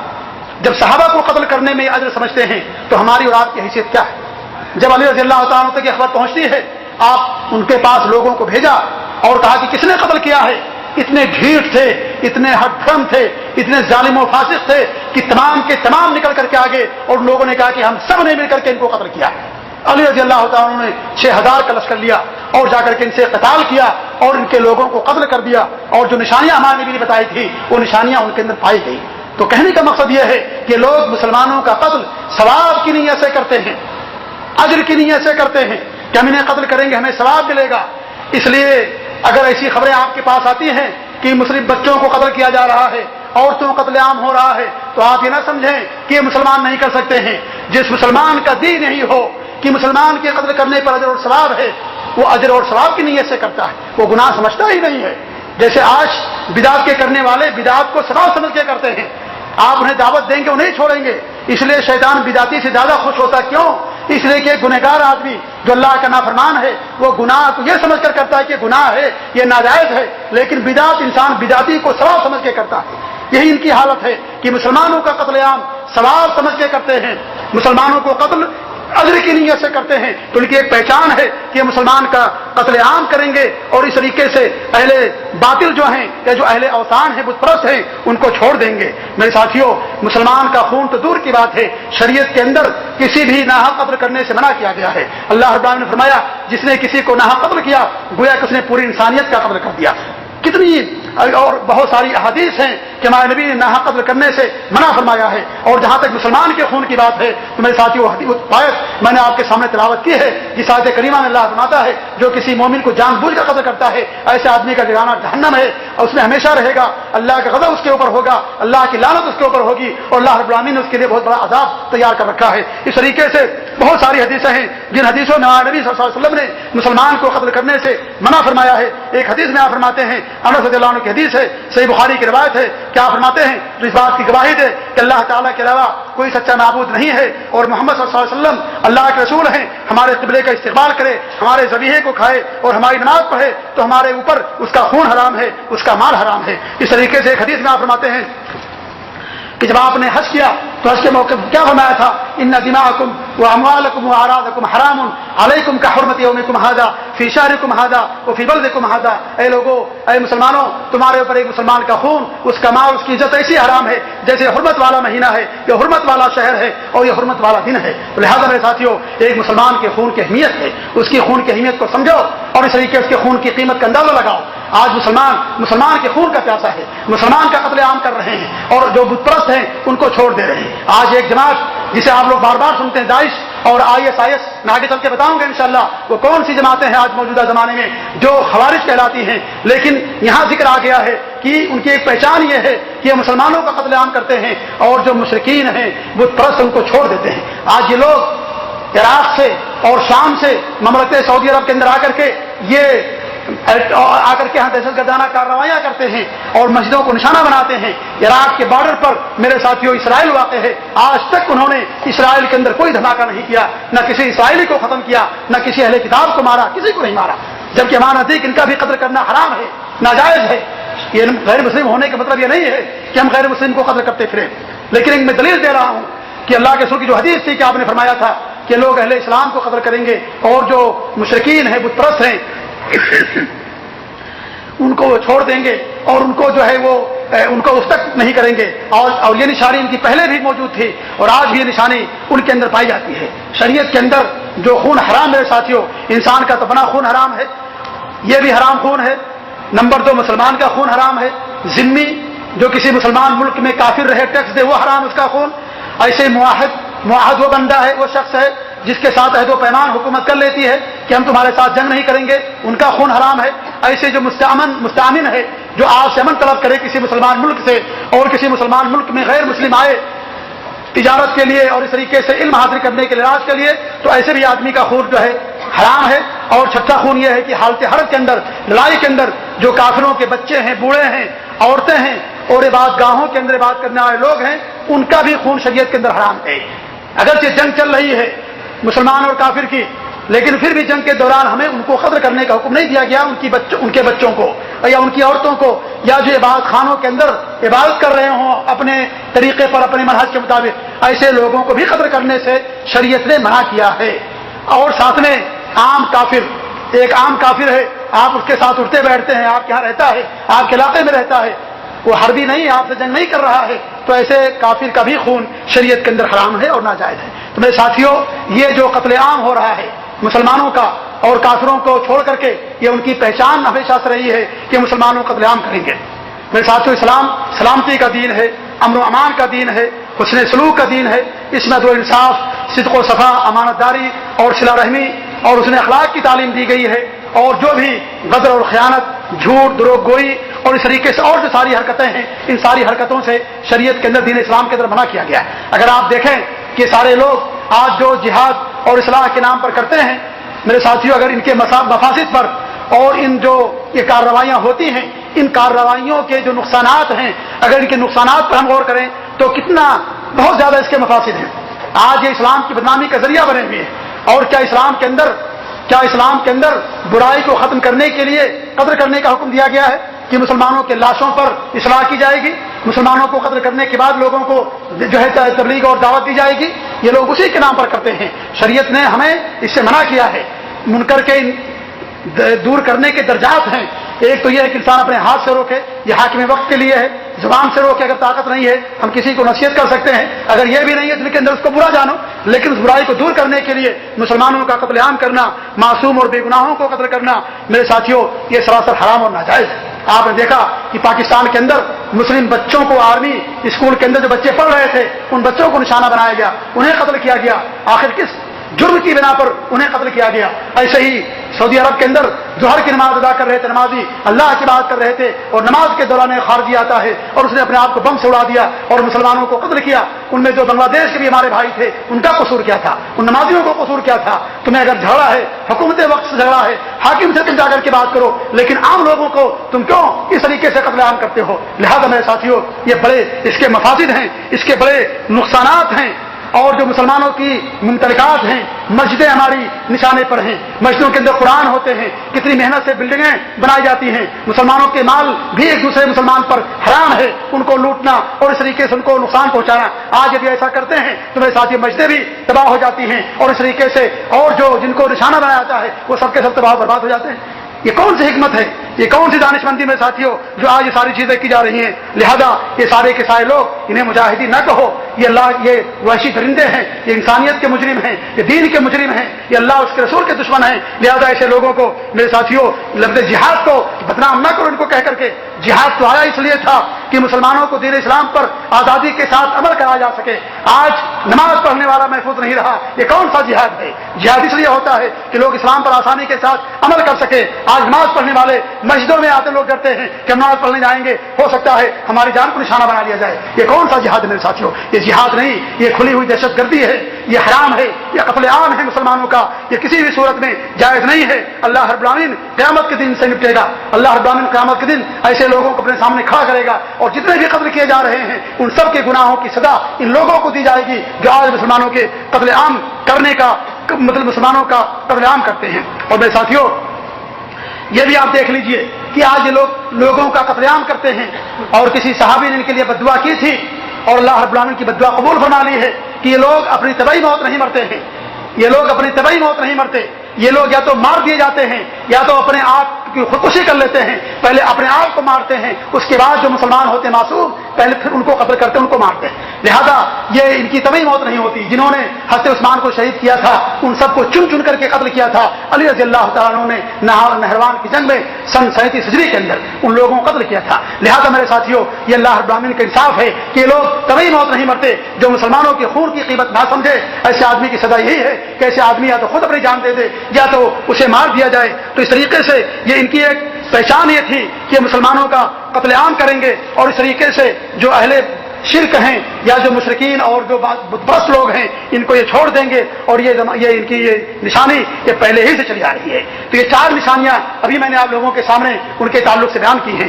تو میرے ساتھیوں یہ ساری نشانیاں احادیث کے اندر بیان کی گئی جن کو میں آپ لوگوں کے سامنے بیان کر رہا ہوں۔ 5ویں نشانی یہ ہے کہ دین اور عبادت کے اندر یہ غلو سے کام لیتے ہیں۔ غلو یہ بھی بربادی ہے، تباہی کا پیش خیمہ ہے، اور جس کے اندر غلو آ جاتا ہے ایسے لوگ ہلاک و برباد ہو جاتے ہیں۔ اور اللہ کے رسول نے فرمایا تھا کہ قرآن پڑھیں گے اور تمہارے جو قرات ہے ہمارے یعنی مسلمانوں کی تمہارا قرآن پڑھنا ان کے سامنے کچھ نہیں ہوگا، اور وہ تم ان کی نمازوں کے سامنے اپنی نمازوں کو، ان کے روزوں کے سامنے اپنے روزوں کو حقیر جانو گے۔ یعنی اتنا زیادہ یہ لوگ اللہ کی بات کرنے والے ہوں گے، اتنا زیادہ۔ اور ابن عباس رضی اللہ عنہ فرماتے ہیں کہ جب میں ان خوارج کے پاس گیا تو میں نے دیکھا کہ اتنی زیادہ اللہ رب العالمین کی بات کرنے والے تھے کہ ان کے پیشانیوں پر سجدے کے نشانات بنے ہوئے تھے، اور وہ بڑے بڑے یہ زخم ہوتا ہے اس طریقے سے ہو گئے تھے، اور ان کے جو ہاتھ تھے یہ زمین پر زیادہ دیر تک سجدہ کرنے کی وجہ سے ایسے ہو گئے تھے جس طریقے سے اونٹ کا ہاتھ ہوتا ہے، اتنا زیادہ یہ موٹا اور کھردرا ہو گیا تھا۔ ان کی آنکھیں راتوں کو جاگنے کی وجہ سے پیلی ہو گئی تھی، اور ان کی جو قمیص جو تہبند اور ازار تھی وہ آدھی جو ٹکنا ہوتا ہے اس کے اوپر یعنی آدھی پدلی تک تھی اور ان کے کپڑے تھے۔ اتنی زیادہ سختیاں ان کے یہاں پائی جاتی تھی۔ تو فرماتے کہ میں نے ان سے بڑھ کر کے بعد گزار نہیں دیکھا، اور اللہ کے رسول کی حدیث تھی کہ تم ان نمازوں کو ان کی نمازوں کے سامنے، اپنے روزوں کو ان کے روزوں کے سامنے حقیر جانو گے، لیکن ان کے پاس سوجھ بوجھ نہیں تھی۔ یہ قرآن ضرور پڑھتے ہیں لیکن یہ قرآن کا معنی اور مطلب نہیں سمجھتے ہیں۔ تو میرے ساتھیوں دین کے اندر غلو کرنے سے، تشدد اختیار کرنے سے ہمیں دین کے اندر منع کیا گیا ہے، کیونکہ غلو کرنے سے انسان دین اسلام سے نکل جاتا ہے۔ ہمارا دین آسان ہے، اللہ کے رسول کے حدیث سے دین آسان ہے، جو دین کے اندر سختی کرے گا دین اس کے اوپر غالب آ جائے گا۔ لہذا تم میانہ روی اختیار کرو اور لوگوں کے اندر نفرت نہ پھیلاؤ، لوگوں کے اندر نفرت نہ پھیلاؤ بلکہ میانہ روی اختیار کرو اور لوگوں کو خوشخبری دو۔ آج میرے ساتھیوں چھوٹی چھوٹی باتیں ہیں، وہی چھوٹی چھوٹی باتیں لوگوں کے لیے دین سے نکل جانے کا ذریعہ بن سکتی ہیں۔ چھوٹی چھوٹی باتوں کے اندر غلو کرنا، چھوٹی چھوٹی باتوں کے اندر تشدد سے کام لینا، یہی ایک ذریعہ ہے جس کے ذریعے سے انسان غلو کے اندر داخل ہو جاتا ہے اور دین سے نکل سکتا ہے، قطرے ہی سے سمندر بنتا ہے۔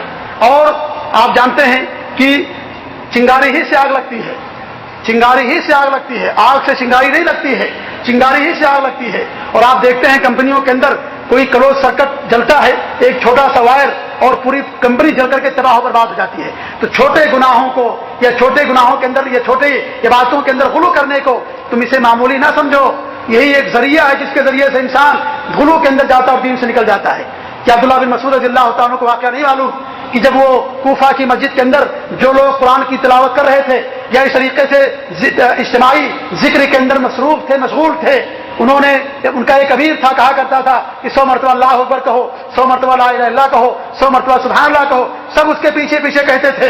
یہ سارے لوگ کہتے تھے یہ دین کے اندر بدعت تھی، یہ دین کے اندر ایک نئی چیز تھی، اور عبداللہ بن مسعود رضی اللہ تعالیٰ عنہ نے ان کو اس سے منع کیا۔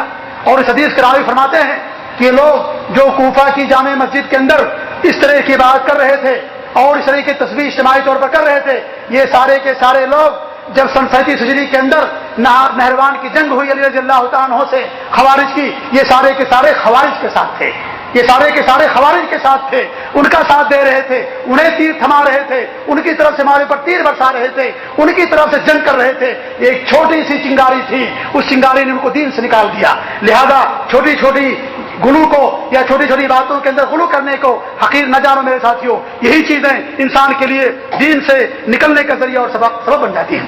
آج دیکھیے ہمارے یہاں کس طریقے سے لوگ معمولی باتوں کو کس طریقے سے حقیر سمجھتے ہیں، اور کس طریقے سے لوگ اسے جو ہے ان چیزوں پر کتنا زیادہ غرور سے کام لیتے ہیں کہ یہی چیز بعد میں جا کر کے ان کے لیے کیا بن جاتی ہے؟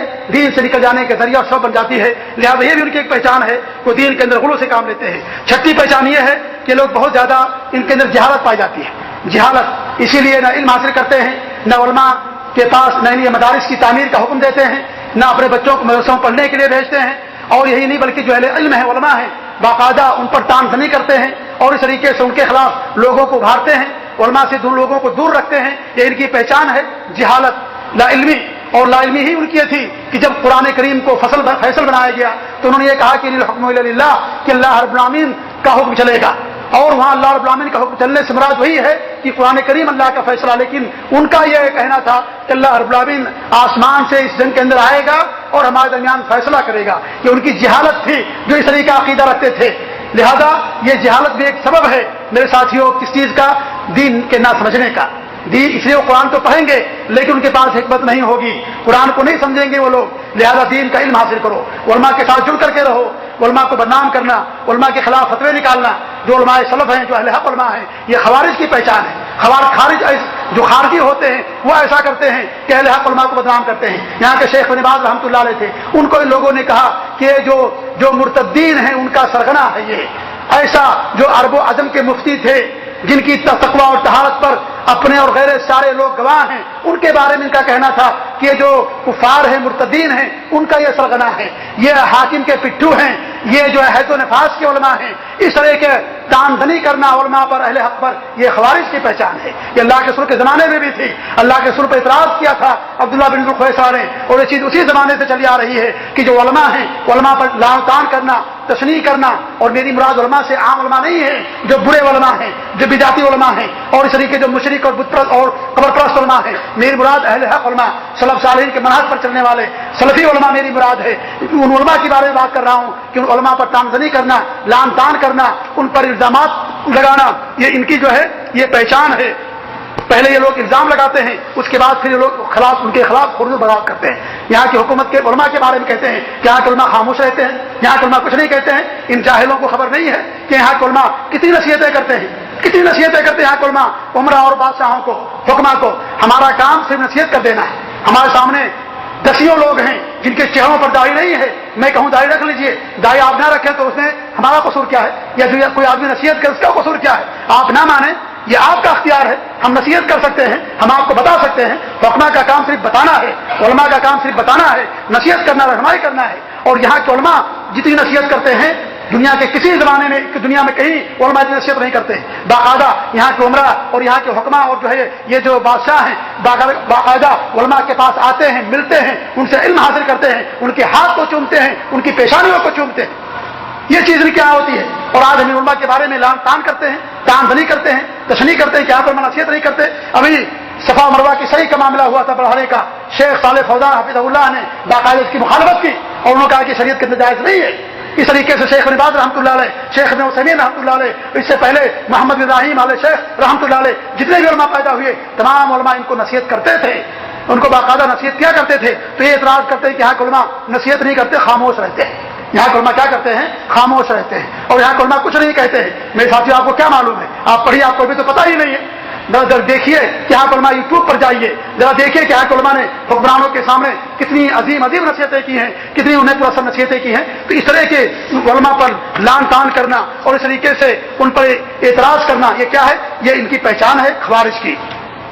تو اس سے بھی انسان کو دور رہنا چاہیے. اس طرح کے الزامات وہی لگاتا ہے جس کے دل کے اندر حقد ہے اور عداوت ہے. اور اس طریقے سے خود آپ دیکھیے، اپنے اوپر قیاس کیجیے. آپ کے گھر میں آپ کا بیٹا ہے، آپ کے رشتے دار ہیں، آپ انہیں کسی چیز کا حکم دیتے ہیں تو اگر وہ نہیں مانتا ہے تو کیا آپ اسے مار ڈالتے ہیں؟ کیا اسے قتل کر دیتے ہیں؟ آپ کا اس میں قصور کیا ہے؟ اس طریقے سے یہاں علماء الحمدللہ بڑی دیانتداری کے ساتھ اللہ کے تقوی اور خوف رکھتے ہوئے باقاعدہ ان کو نصیحت کرتے ہیں، ان کو سمجھاتے اور بجھاتے ہیں. اور الحمدللہ یہاں کے جو بادشاہ اور حکمراں ہیں ان کی باتوں کو مانتے بھی ہیں اور اس طریقے سے ان کی باتوں کے اوپر جو ہے یہ لوگ عمل بھی کرتے ہیں. اس طریقے سے ایک پہچان ان کی یہ بھی ہے کہ اللہ کے رسول کی وہ حدیثیں جو ان کے سمجھ کے خلاف ہیں ان پر یہ عمل نہیں کرتے، ان کا انکار کر دیتے ہیں. انہی باتوں کی تصدیق کرتے ہیں جو ان تک قرآن سے پہنچا ہے، اور ایک طریقے سے حدیثوں کا انکار کرتے ہیں. وہ حدیث کہ وہ مسائل جس کا ذکر قرآن کے اندر نہیں ہے ان تمام حدیثوں کا انکار کر دیتے ہیں. اسی لیے یہ لوگ رجم کے قائل نہیں ہیں کہ اگر کوئی آدمی شادی شدہ ہو اور وہ زنا کر بیٹھے تو شریعت کا قانون یہ ہے کہ اسے رجم کر دیا جائے گا. پتھر سے مار کر کے ہلاک کر دیں گے، ان کے یہاں یہ قانون نہیں ہے، یہ رجم کے قائل نہیں ہے، کہتے ہیں کہ قرآن میں اس کا ذکر موجود نہیں ہے۔ اس طریقے سے ان کے یہاں خالہ اور پھوپھی سے بھی نکاح ہو سکتا ہے، یعنی اگر آپ نے کسی سے لڑکی شادی کی ہے تو شریعت میں حکم ہے کہ جب تک وہ لڑکی آپ کے پاس ہے وہ بیوی، اس کی خالہ اس کی پھوپھی سے آپ شادی نہیں کر سکتے۔ یہ لوگ خالہ اور پھوپھی سے بھی بیک وقت شادی کر سکتے ہیں۔ گدھا ان کے یہاں کھانا حلال ہے، کیوں؟ اس لیے کہ گدھا قرآن کے اندر اس کی حرمت کا ذکر نہیں ہے۔ چور کے ہاتھ کو یہاں سے نہیں کاٹتے ہیں لوگ، یہ لوگ یہاں سے کاٹتے ہیں، کیوں؟ اس لیے کہ اللہ نے ہاتھ کاٹنے کے لیے کہا ہے، اور ہاتھ یہاں سے لے کر کے یہاں تک ہوتا ہے، جبکہ ان کا کہنا سراسر باطل ہے، کیونکہ ہمارے نبی نے چور کے ہاتھ یہاں سے کاٹے، اور ید کا لفظ یہاں بھی ہوتا ہے، یہاں بھی ہوتا ہے، اور یہاں بغل تک بھی ہوتا ہے، اور حدیث اس کی تعین کرتی ہے اس سے مراد کہ یہ جو کلائی ہے یہاں تک کوہنی یا کلائی تک انسان کو جو ہے ہاتھ کاٹنا ہے چور کے۔ تو اس طریقے سے اس کو نہیں مانتے ہیں لوگ۔ ایسے ہی جو عورتیں جن کو حیض اور نفاس آتا ہے، ان عورتوں پر نماز بھی پڑھنے کو ضروری قرار دیتے ہیں، جو نماز کی بھی قضا کرے گی وہ شریعت کے اندر صرف روزے کی قضا ہے، دین اسلام کے اندر صرف روزے کی قضا ہے۔ ان کے یہاں اگر حیض و نفاس والی عورت ہے اور رمضان کا مہینہ آ گیا اور اس طریقے سے تو روزہ تو بعد میں رکھے گی، لیکن جو نمازیں چھوٹتی ہیں حیض اور نفاس کے دوران ان تمام نمازوں کو یہ لوگ قضا بھی کرواتے ہیں جس طریقے سے روزے کی قضا کروائی جاتی ہے۔ تو یہ تو ان کی جہالت ہے۔ تو قرآن حدیث کے وہ مسائل جو قرآن میں نہ موجود ہوں ان حدیثوں کا یہ لوگ کیا کر دیتے ہیں؟ انکار کر دیتے ہیں گویا۔ اور یہ میرے ساتھیوں اللہ کے رسول کا انکار ہے کہ نہیں ہے؟ اللہ کے رسول کی حدیثوں کا انکار، اللہ رب العالمین کا انکار ہے، قرآن کا انکار ہے۔ قرآن کریم کے اندر کتنی آیتیں ہیں جن آیتوں میں اللہ رب العالمین نے ہمیں اپنے نبی کی اطاعت کرنے کا حکم دیا ہے۔ تو ایک ان کی پہچان یہ بھی ہے کہ وہ جو ان کے سمجھ کے خلاف ہے اس کو نہیں مانتے ہیں۔ اس طریقے سے جو حکمراں ہیں ان پر عیب لگانا یہ بھی ان کی ایک پہچان ہے، ان کے خلاف شور ہنگامہ کرنا، ان کے خلاف عیب لگانا، بدگوئی کرنا، بدگمانی کرنا، یہ بھی ان کی پہچان ہے کہ جو حکمراں ہوتے ہیں، بادشاہ ہوتے ہیں اور حاکم ہوتے ہیں، ان کے خلاف یہ لوگ لوگوں کے درمیان کیا کرتے ہیں؟ افواہیں پھیلاتے ہیں، ان کے خلاف جو ہے الزامات پھیلاتے لگاتے ہیں، اور اس طریقے سے اور ان پر عیب لگاتے ہیں، اعلان کریں گے، ممبروں پر کریں گے، جرائد و مجلات میں ان کی برائیاں بیان کرتے ہیں۔ میرے ساتھیوں، جو عالم لوگ یا آپ لوگ جانتے ہیں کہ جو بادشاہ ہے، جو خلیفہ وقت ہے، ہر ایک کو اس کے مقام منصب کے مطابق نصیحت کی جاتی ہے۔ اتنے بڑے ملک کا سربراہ ہے، آپ اگر اسے روڈ پر کھلے عام آپ اس کو نصیحت کریں گے تو یہ نصیحت نہیں بلکہ اس کو فضیلت کہا جاتا ہے، یہ نصیحت نہیں ہے۔ ہماری عادت یہ ہے، آپ کی بھی فطرت یہ ہے کہ اگر کوئی آدمی اتنے لوگوں میں ہماری کوئی برائی بیان کرنا شروع کر دے یا آپ کی کوئی برائی کوئی بیان کرنا شروع کر دے تو آپ کے اندر غرور آ جاتا ہے، آپ اس کی بات کو نہیں لیں گے، اسے برا سمجھیں گے۔ لیکن یہ لوگ اپنے بارے میں تو چیز کو برا سمجھتے ہیں، لیکن حاکم وقت کے خلاف اپنی محفلوں میں اور اس طریقے سے اپنے اور اس طریقے سے ممبروں پر، کتابوں کے اندر، مجلات کے اندر اور ان ساری چیزوں کے اندر یہ لوگ ان کے خلاف کیا کرتے ہیں؟ یہ لوگوں کو اکساتے ہیں اور ان کے عیوب کو بیان کرتے ہیں۔ ان کے بارے میں اگر بیان کرو تو کہیں گے بہت برا ہی ہے، لیکن ان کے بارے میں لوگوں کے سامنے بیان کرتے ہیں، نکتہ چینی کرتے ہیں۔ یہی انہوں نے بھی کیا تھا۔ خلیفہ راشد حضرت عثمان غنی رضی اللہ تعالیٰ کے خلاف بھی انہوں نے الزام لگایا، اور جب وہ خط جو ان کا پکڑا گیا اس خط کے بارے میں کہا کہ اگر خط تم نے لکھا تو یہ خیانت ہے، اور اگر تم نے نہیں لکھا تو یہ عاجزی تمہاری ہے، یہ تمہاری کمزوری، اور جو کمزور ہو وہ خلیفہ نہیں ہو سکتا ہے۔ وہی آج کے دہشت گرد کہتے ہیں کہ یہاں کے حکمرانوں کے بارے میں کہ تمہارے یہاں مسجدوں میں بم بلاسٹ ہوتے ہیں، تم نہیں روک پاتے ہو، اس کا مطلب یہ ہے کہ تم کمزور ہو۔ ذرا دیکھیے ان کی منطق سمجھیے، یہ خود بم بلاسٹ کرتے ہیں، مسجدوں کو نشانہ بناتے ہیں، کیا کہتے ہیں کہ تم کمزور ہو، جو بم بلاسٹ کرنے مسجد کے اندر آتا تم اس کو روک نہیں پا رہے ہو۔ یہ خود جا کر کے کرتے ہیں اور اس طریقے سے اس کو برا نہیں سمجھتے، لیکن حکومت پر الزام لگاتے ہیں، جیسے عثمان غنی پر الزام لگایا تھا خارجیوں نے کہ اگر یہ خط تم نے لکھا تو خیانت ہے، اور اگر تم نے نہیں لکھائی ہے تو تمہاری حکومت میں خط لکھے جا رہے ہیں تو آپ کو پتہ ہی نہیں ہے، یہ آپ کی کمزوری ہے، یہ آپ کا ضعف ہے، لہذا جو کمزور ہو وہ حاکم نہیں بن سکتا۔ یہی الزام آج یہ لوگ لگاتے ہیں کہ آپ کے حکمرانی میں یہ چیز ہوتی ہے، آپ ان کو روک تو نہیں سکتے، اگر نہیں روک پا رہے ہیں اس کا مطلب کہ آپ کمزور ہیں، اور کمزور کی خلافت نہیں ہوتی اور کمزور حاکم نہیں بن سکتا ہے۔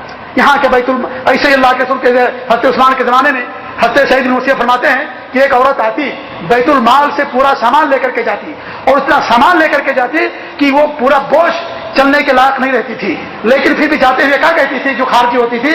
اللہم بدل، اللہم غیر، اے اللہ تو عثمان کو بدل دے، اللہ تو عثمان کو بدل دے، دوسرا خلیفہ آ جائے۔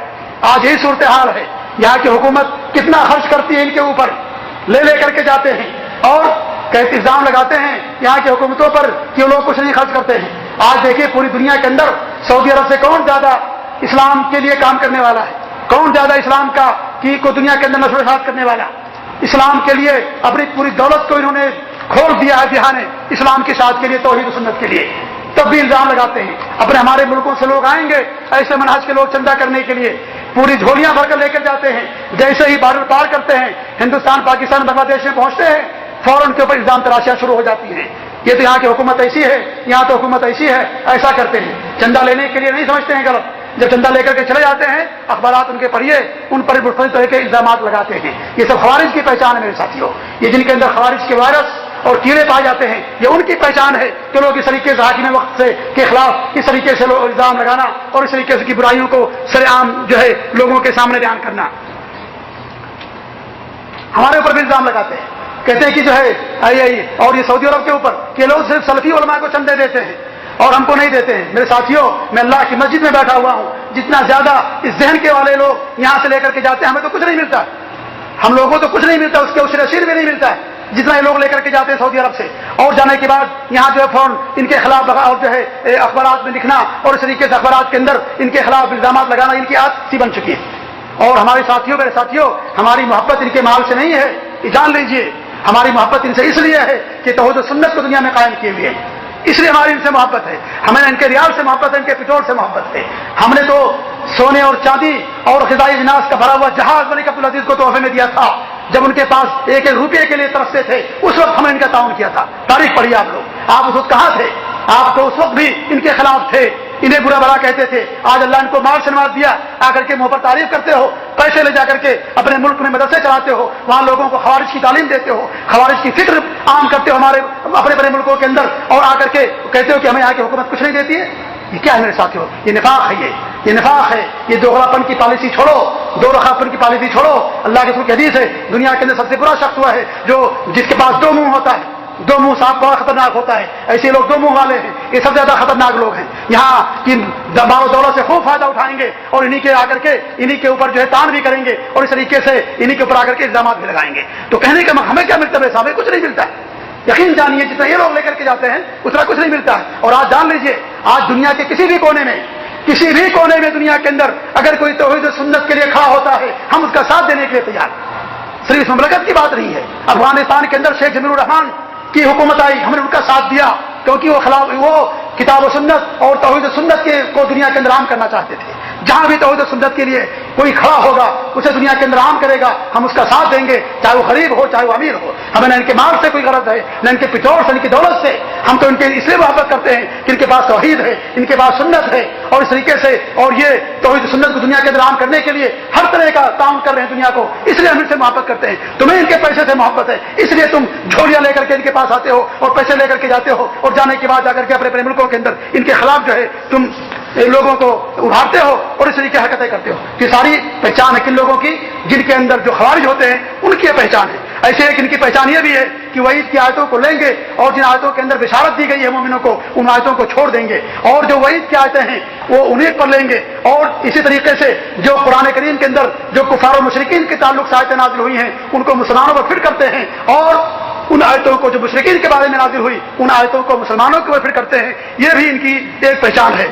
اور ان کی ایک آخری پہچان میں بیان کروں کہ دجال انہی کی جماعت کے اندر نکلے گا۔ اللہ کے رسول کی حدیث ہے کہ انه يخرج في اعراضهم الدجال، انہی کے لشکر کے اندر دجال ہوگا اور دجال انہی لوگوں کی جماعت کے اندر ہوگا۔ لہذا میرے ساتھیوں، یہ ساری جو نشانیاں بیان کی گئی ہیں، یہ نشانیاں جس کے اندر بھی پائی جائیں گی وہ خوارج کہا جائے گا، اگرچہ اپنے آپ کو خارجی نہ کہے۔ اسے خارجیوں کو یہ نام نہیں پسند ہے۔ آپ ایسے لوگوں کے عقیدہ رکھنے والے کو خارجی کہو گے تو اسے ناپسند سمجھے گا، کہے گا نہیں ہم خارجی نہیں ہیں، ہمارا نام تو یہ، ہمارا نام تو یہ ہے۔ نام لینے سے رکھ لینے سے کچھ نہیں بدل جاتا۔ اگر تمہارے عقائد ہیں، تمہارا یہ فکر اور سوچ ہے، یہ تمہاری منہج ہے، تو یہ خوارج کا منہج ہے، یہ خوارج کے عقائد اور ان کے افکار ہیں۔ لہذا تمہارا نام جو بھی ہو تمہیں ہم خوارج کہیں گے اور خوارج تم کہے جاؤ گے۔ جیسے آپ دیکھ لیجیے رافضی ہیں، رافضیوں کو آپ رافضی کہیں گے وہ ناراض ہوں گے، کہیں گے ہم تو شیعہ رافضی نہیں ہیں۔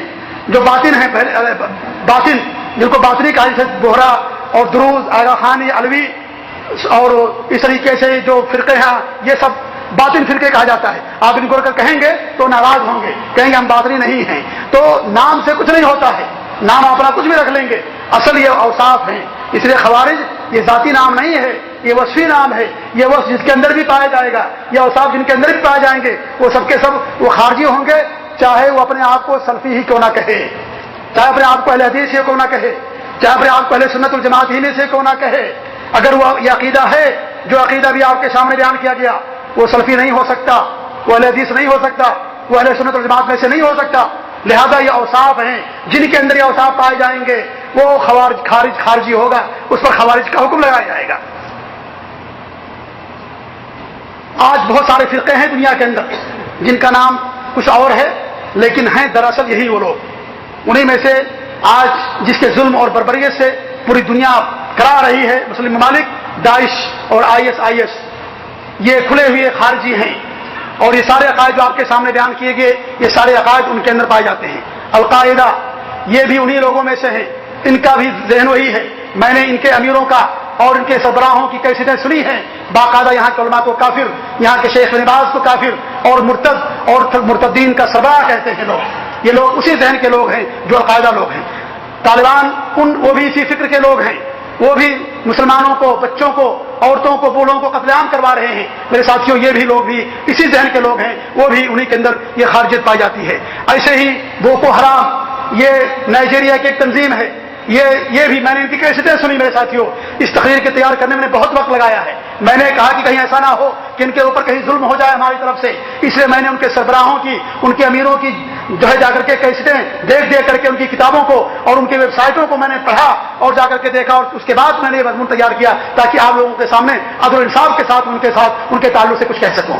وہ لوگ بھی عقیدہ رکھتے ہیں کہ دنیا کے تمام مسلمان کافر، تمام مسلم حکومتیں کافر، اور خاص طور سے مملکت سعودی عرب آج تو سب کے نشانے پر ہے۔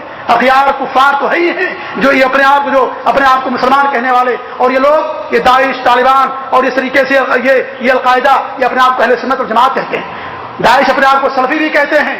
اس لیے میرے ساتھیوں آپ کبھی ان کے دھوکے میں نہ آنا، یہ سلفیت کی بدنامی کے لیے اٹھے ہوئے ہے۔ یہ امریکہ، ایران، اسرائیل کے بنائے ہوئے چربے ہیں، یہ انہی تینوں نے بنایا ہے یہ تنظیم، اور یہی وجہ ہے کہ آج نہ کوئی ایرانی مارا جاتا ہے، نہ کوئی اسرائیلی اور اہل کتاب میں سے مارا جاتا ہے، مارے جاتے ہیں مسلمانوں کو قتل عام کیا جا رہا ہے، سنی مسلمانوں کو مارا جا رہا ہے۔ یہ ساتھیوں یہ انہی لوگوں میں سے ہیں، اس لیے اور یہ اگر چپڑے آپ کو سلفی بھی کہتے ہیں کیونکہ سلفیت کی بدنامی کے لیے باقاعدہ ان کو کھڑا کیا گیا ہے تاکہ اسی بہانے مملکت سعودی عرب پر کسا جائے شکنجا، اور مملکت سعودی عرب کو کھڑا کیا جائے گا پہرے میں۔ اس لیے میرے ساتھیوں اپنے آپ کو سلفی کہتے ہیں، ورنہ ان کا سلفیت سے دور کا کوئی واسطہ نہیں ہے۔ ہم ان سے برات کا اظہار کرتے ہیں، اللہ کے رسول کی حدیث جہنمی ہے، یہ کتے ہیں جہنم کے، یہ خارجی لوگ ہیں، یہ دین سے نکل چکے ہیں جس طریقے سے تیر کلام سے نکل جاتا ہے۔ لہذا وہ اپنے آپ کو جو بھی کہیں وہ دراصل اس پیمانے پر اور ان اوصاف اور صفات کی روشنی میں وہ سب کے سب خارجی لوگ ہیں۔ اپنے آپ کچھ بھی کہیں۔ النصرہ اس طریقے سے مصر کے اندر جماعت التکفیر والہجرہ ایک وجود میں آئی تھی، آج بھی موجود ہے۔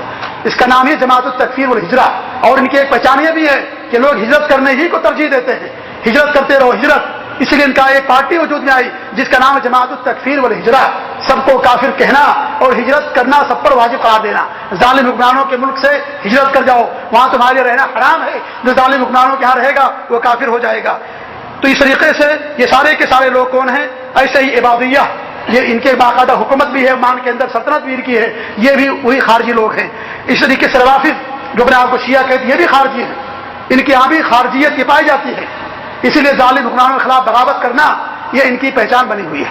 اسی لیے آپ دیکھیے کہ آج مملکت سعودی عرب یمن کے اندر جو کارروائی کر رہا ہے، اور یہ جو رافضی ہیں اور اس طریقے جو حوثی لوگ ہیں ان کے خلاف پورے عرب ممالک نے سعودی عرب کا ساتھ دیا، لیکن عمان نے ان کا ساتھ نہیں دیا۔ کیوں؟ اس لیے کہ عبادی لوگ ہیں، یہ خوارج ہیں، اور یہی ذہن ان لوگوں کا بھی ہے، اس لیے انہوں نے رافضیوں کا ساتھ دیا، لیکن مملکت سعودی عرب کا ساتھ نہیں دیا، ان کا ساتھ نہیں دیا۔ اور مجھے بڑے افسوس کے ساتھ کہنا پڑتا ہے کہ آج ہمارے معاشرے میں ایسے بھی مسلمان ہیں جو آج مملکت سعودی عرب کا ساتھ نہیں دے رہے ہیں۔ آج میں ساتھیوں مملکت سعودی عرب یمن کے ساتھ، یمن کی جو حکومت تھی منتخب، اس حکومت کو لانے کے لیے اور یمن کی سرزمین کو ان شیعہ اور رافضیوں سے پاک کرنے کے لیے آج مملکت سعودی عرب وہاں پر جنگ لڑ رہا ہے۔ اور ہمارے بہت ساری تنظیمیں ہمارے ملک کے اندر ایسی ہیں جو مملکت سعودی عرب کا ساتھ دینے کے بجائے یہاں سے تو لے جائیں گے ریال چندے، لیکن وہاں جا کر کے آج وہ ایران کا اور اس طریقے سے حوثی کا اور حوثیوں کا ساتھ دے رہے ہیں۔ وہ کتنی افسوس کی بات، اور اس میں میرے لیے کوئی افسوس کی بات نہیں ہے۔ ان کے بارے میں اللہ کے رسول نے فرما دیا تھا کہ صفاء الاحلام، ان کے پاس سوجھ بوجھ کی کمی ہوگی، یہ سوجھ بوجھ والے نہیں ہوں گے، یہ ہمیشہ سے باطل کا ساتھ دیا، انہوں نے ہمیشہ سے باطل کا ساتھ دیا۔ عراق ایران کی جنگ میں جب پوری دنیا کے مسلمانوں نے عراق کا ساتھ دیا کیونکہ وہاں سنت اور تشیع کی جنگ چل رہی تھی. صدام جو بھی تھا سنت کے لیے لڑ رہا تھا, اس کا ساتھ دیا تمام سنی مسلمانوں نے, انہوں نے ایران کا ساتھ دیا تھا. اور جب عراق صدام ظالم بن کر کے کویت پر حملہ کیا, اس موقع پر پوری منصف دنیا نے مملکت سعودی عرب اور کویت کا ساتھ دیا. ان لوگوں نے جا کر کے اس وقت صدام کا ساتھ دیا تھا. اور آج تاریخ میں آپ کو دہرا رہی ہے جب مملکت سعودی عرب یمن کے اندر اسلام اور توحید کے لیے جو دشمنان صحابہ ہیں, قرآن کے دشمن ہیں, نبی کے دشمن ہیں اور ہمارے دشمن ہیں, ان کی تطہیر کے لیے, ان کو زمین سے پاک کرنے کے لیے جنگ کر رہا ہے مملکت سعودی عرب. آج یہ لوگ مملکت کا ساتھ دینے کے بجائے ان لوگوں کا ساتھ دے رہے ہیں جو صحابہ کے دشمن, ہمارے دنیا کے تمام مسلمانوں کی ماں حضرت عائشہ رضی اللہ عنہا پر تہمت اور زنا کا الزام لگانے والوں کا ساتھ دے رہے ہیں. قرآن میں تحریف کے قائل جو لوگ ہیں ان کا ساتھ دے رہے ہیں. تو اللہ کے رسول نے فرمایا تھا صفاء الاحلام, ان کے پاس سوجھ بوجھ نہیں ہوگی, ان کے پاس بصیرت نہیں ہوگی, نہیں سمجھ پائیں گے کس کا ساتھ دینا چاہیے کس کا ساتھ نہیں دینا چاہیے. اس لیے ہمیشہ انہوں نے اپنے آقا کا ساتھ دیا ہے. ان کا آقا کوئی اور ہے, ہمارا آقا اللہ رب العالمین ہے, مملکت سعودی عرب ہے جو میرے ساتھیوں جو توحید سنت کے لیے سب کچھ کر رہی ہے الحمدللہ. اور آپ جان لیجئے کہ یہ اسلام کی بقا کے لیے لوگ لڑ رہے ہیں, اس بات کو آپ نوٹ کر لیجئے. اور ان کا ساتھ دینا دین کا ساتھ دینا ہے, توحید کا ساتھ دینا ہے, سنت کا ساتھ دینا ہے. یہی ایک حکومت ہے جس کو جو حدود نافذ کر رہی ہے, جہاں پر امن و امان ہے, انصاف الحمدللہ. اور اس طریقے سے بڑی آسانی کے ساتھ آپ حج کرنے جاتے ہیں اور ہر عمل کر رہے ہیں الحمدللہ. یہ صرف اس بات کا نتیجہ ہے کہ توحید سنت کے نفاذ کی وجہ سے یہاں کوئی نہ چھوٹے بڑے میں کوئی تمیز نہیں الحمدللہ. یہ ساری چیزیں یہاں پر موجود ہیں. لہٰذا یہ ان کو بھی یہ چیز کہتے ہیں تو بادشاہت ہے. میرے ساتھیوں, کیا دین کے اندر بادشاہت حرام ہے؟ کیا سلیمان علیہ السلام بادشاہ نہیں تھے؟ کیا داؤد علیہ السلام بادشاہ نہیں تھے؟ کیا اللہ رب العالمین قیامت کے دن عادل بادشاہ کو اپنے عرش کے سائے میں جگہ نہیں دے گا؟ بادشاہ سے کیا ہوتا ہے یہ دیکھا جاتا ہے کہ طرز حکومت کیا ہے, کس چیز کے مطابق حکومت چلائی جا رہی ہے. اگر بادشاہت ہی نہ ہو تو کیا ہو جاتا ہے؟ میرے ساتھیوں, خلافت تو ختم ہو چکی ہے. خلافت ہم نہیں کہتے کہ مملکت سعودی عرب خلافت راشدہ ہے. خلافت راشدہ کا وجود ختم ہو چکا ہے. صرف 30 سال تک خلافت راشدہ تھی اللہ کے رسول کے حدیث کے مطابق. آج اگر کوئی کسی ملک کو خلافت راشدہ سمجھتا ہے اس کی جہالت ہے یا اس کی بیوقوفی اور حماقت ہے. اللہ کے رسول کی حدیث ہے 30 سال تک صرف خلافت راشدہ رہے گی, اس کے بعد ملک آ جائے گا, بادشاہت آ جائے گی, اور پھر دوبارہ خلافت راشدہ حضرت مہدی علیہ السلام کے زمانے ان کے دور میں قائم ہوگی. لہذا یہ نہیں کہتے خلافت راشدہ ہے, لیکن یہ ضرور کہتے ہیں اس نیل گوا آسمان کے نیچے, اس دھرتی کے اوپر, اس مملکت سعودی عرب سے تو بہتر تو دور کی بات ہے, اس کے برابر تو دور کی بات ہے, اس کے عشر اشیر بھی دنیا کے اندر کوئی حکومت موجود نہیں ہے. یہ بات ہم بڑے اس کے ساتھ کہتے ہیں, سینہ ٹھوک کر کے کہتے ہیں, تان کر کے کہا کرتے ہیں کہ مملکت سعودی عرب آج یہ آن بان ہے, ہماری شان ہے, اسلام کی یہ دھڑکن ہے یہ. اور اسی کی وجہ سے میرے ساتھیوں اللہ کے فضل کے بعد یہ دنیا کے اندر توحید اور سنت کی بالادستی ہو رہی ہے. اس کے پیچھے مملکت سعودی عرب کا ہاتھ ہے. لہذا اگر کوئی آدمی ان پر الٹا چینی کرتا ہے, ان کا ساتھ نہیں دیتا ہے, تو وہ سمجھ لے کہ اس کا منہج کیا ہے, وہ سمجھ لے کہ اس کے اندر اس کے ذہن و دماغ میں کون سے کیڑے رہ رہے ہیں, وہ کس کا ساتھ دینا چاہتا ہے, توحید کا ساتھ دینا ہے یا رفض کا ساتھ دینا ہے, سنت کا ساتھ دینا ہے یا شیعت کا ساتھ دینا, کس چیز کا ساتھ دینا ہے. لہذا میرے ساتھیوں یہ سب ان کی نشانیاں ہیں. اور اس طریقے سے کہ یہ جو مسلم حکمرانوں کے خلاف, یہاں کے خلاف لوگوں کو ابھارنا اور اس طریقے سے کرنا, یہ ساری چیزیں یہ انہی کی وہ ہے, یہ انہی کی پہچان ہے. الحمدللہ یہاں شرائیت ہے, یہاں صالحیت کی بنا پر لوگوں کو حکومتیں ملتی ہیں.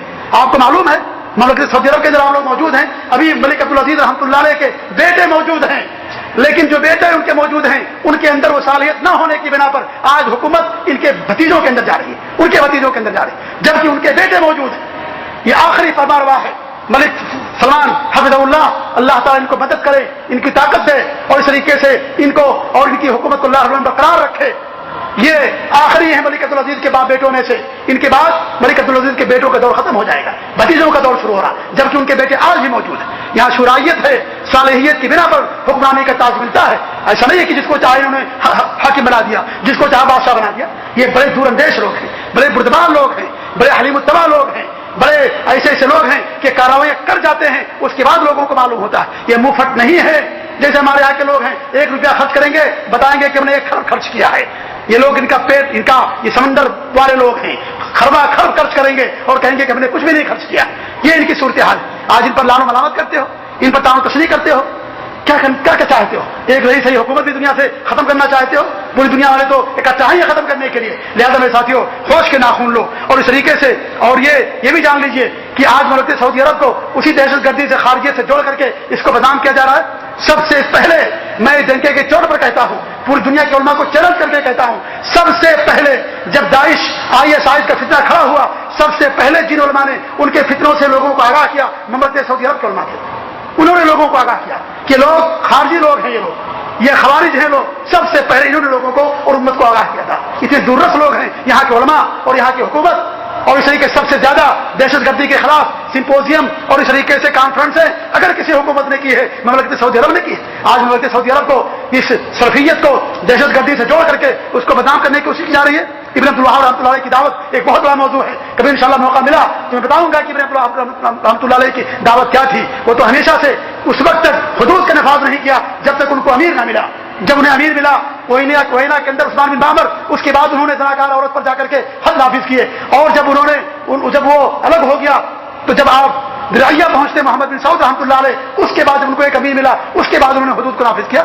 سب سے زیادہ ان کے خطوط ہیں، سب کو خط لکھا ہے انہوں نے، ان کی کتابیں موجود ہیں کہ جو حاکم وقت ہے ظالم بھی کیوں نہ ہو اس کی اطاعت کرو، اس کے خلاف خروج نہ کرو، بغاوت نہ کرو. دنیا کے اندر نہ قتل عام ہوگا. ان کی کتابیں، ان کی تحریریں، ان کے خطوط بھرے پڑے ہیں. تو میرے ساتھیوں، یہ ایک سازش ہے غیر مسلموں کی بھی، یہود و نصارہ کی، اور اپنے کچھ لوگ جو ناقبت اندیش ہیں ان لوگوں کی کہ انہوں نے اس مملکت سعودی عرب کی دعوت سلفیت کو، توحید کی دعوت کو لا کر کے آج خوارج اور IS لا کر کے جوڑ رہے ہیں تاکہ مملکت سعودی عرب کو بدنام کیا جائے. لیکن یہ چیز پہلے بھی ہو چکی ہے اور دنیا نے دیکھا کہ خارجی جس دعوت کے ساتھ اس دعوت کو بدنام کیا گیا تھا وہ دعوت ختم ہو گئی. لیکن الحمدللہ ان کی دعوت توحید آج بھی باقی ہے اور انشاءاللہ قیامت تک کی چیز باقی رہے گی. لہذا میرے ساتھیوں، یہ پروپیگنڈوں مت آئیے، لوگوں کے شور ہنگام مت آئیے. حقیقت شناس بنیے، حقیقت کو سمجھیے. حقائق کیا ہیں؟ حقائق بنیے، پڑھیے ان کو اور ان کو سمجھیے اور لوگوں کے افواہوں میں اور لوگوں کے شور شرابے کے اندر مت جایا کریں. تو اس طریقے سے یہ مملکت سعودی عرب جو آج میرے ساتھیوں یہ خارجیوں کے خلاف باقاعدہ داعش کے اندر، داعش جو ISIS ہے اس کے خلاف یہاں کی حکومت جنگ کر رہی ہے. آپ کہہ رہے ہو کہ یہ داعش ہے، داعش اور سعودی عرب کی حکومت ایک ہی ہے.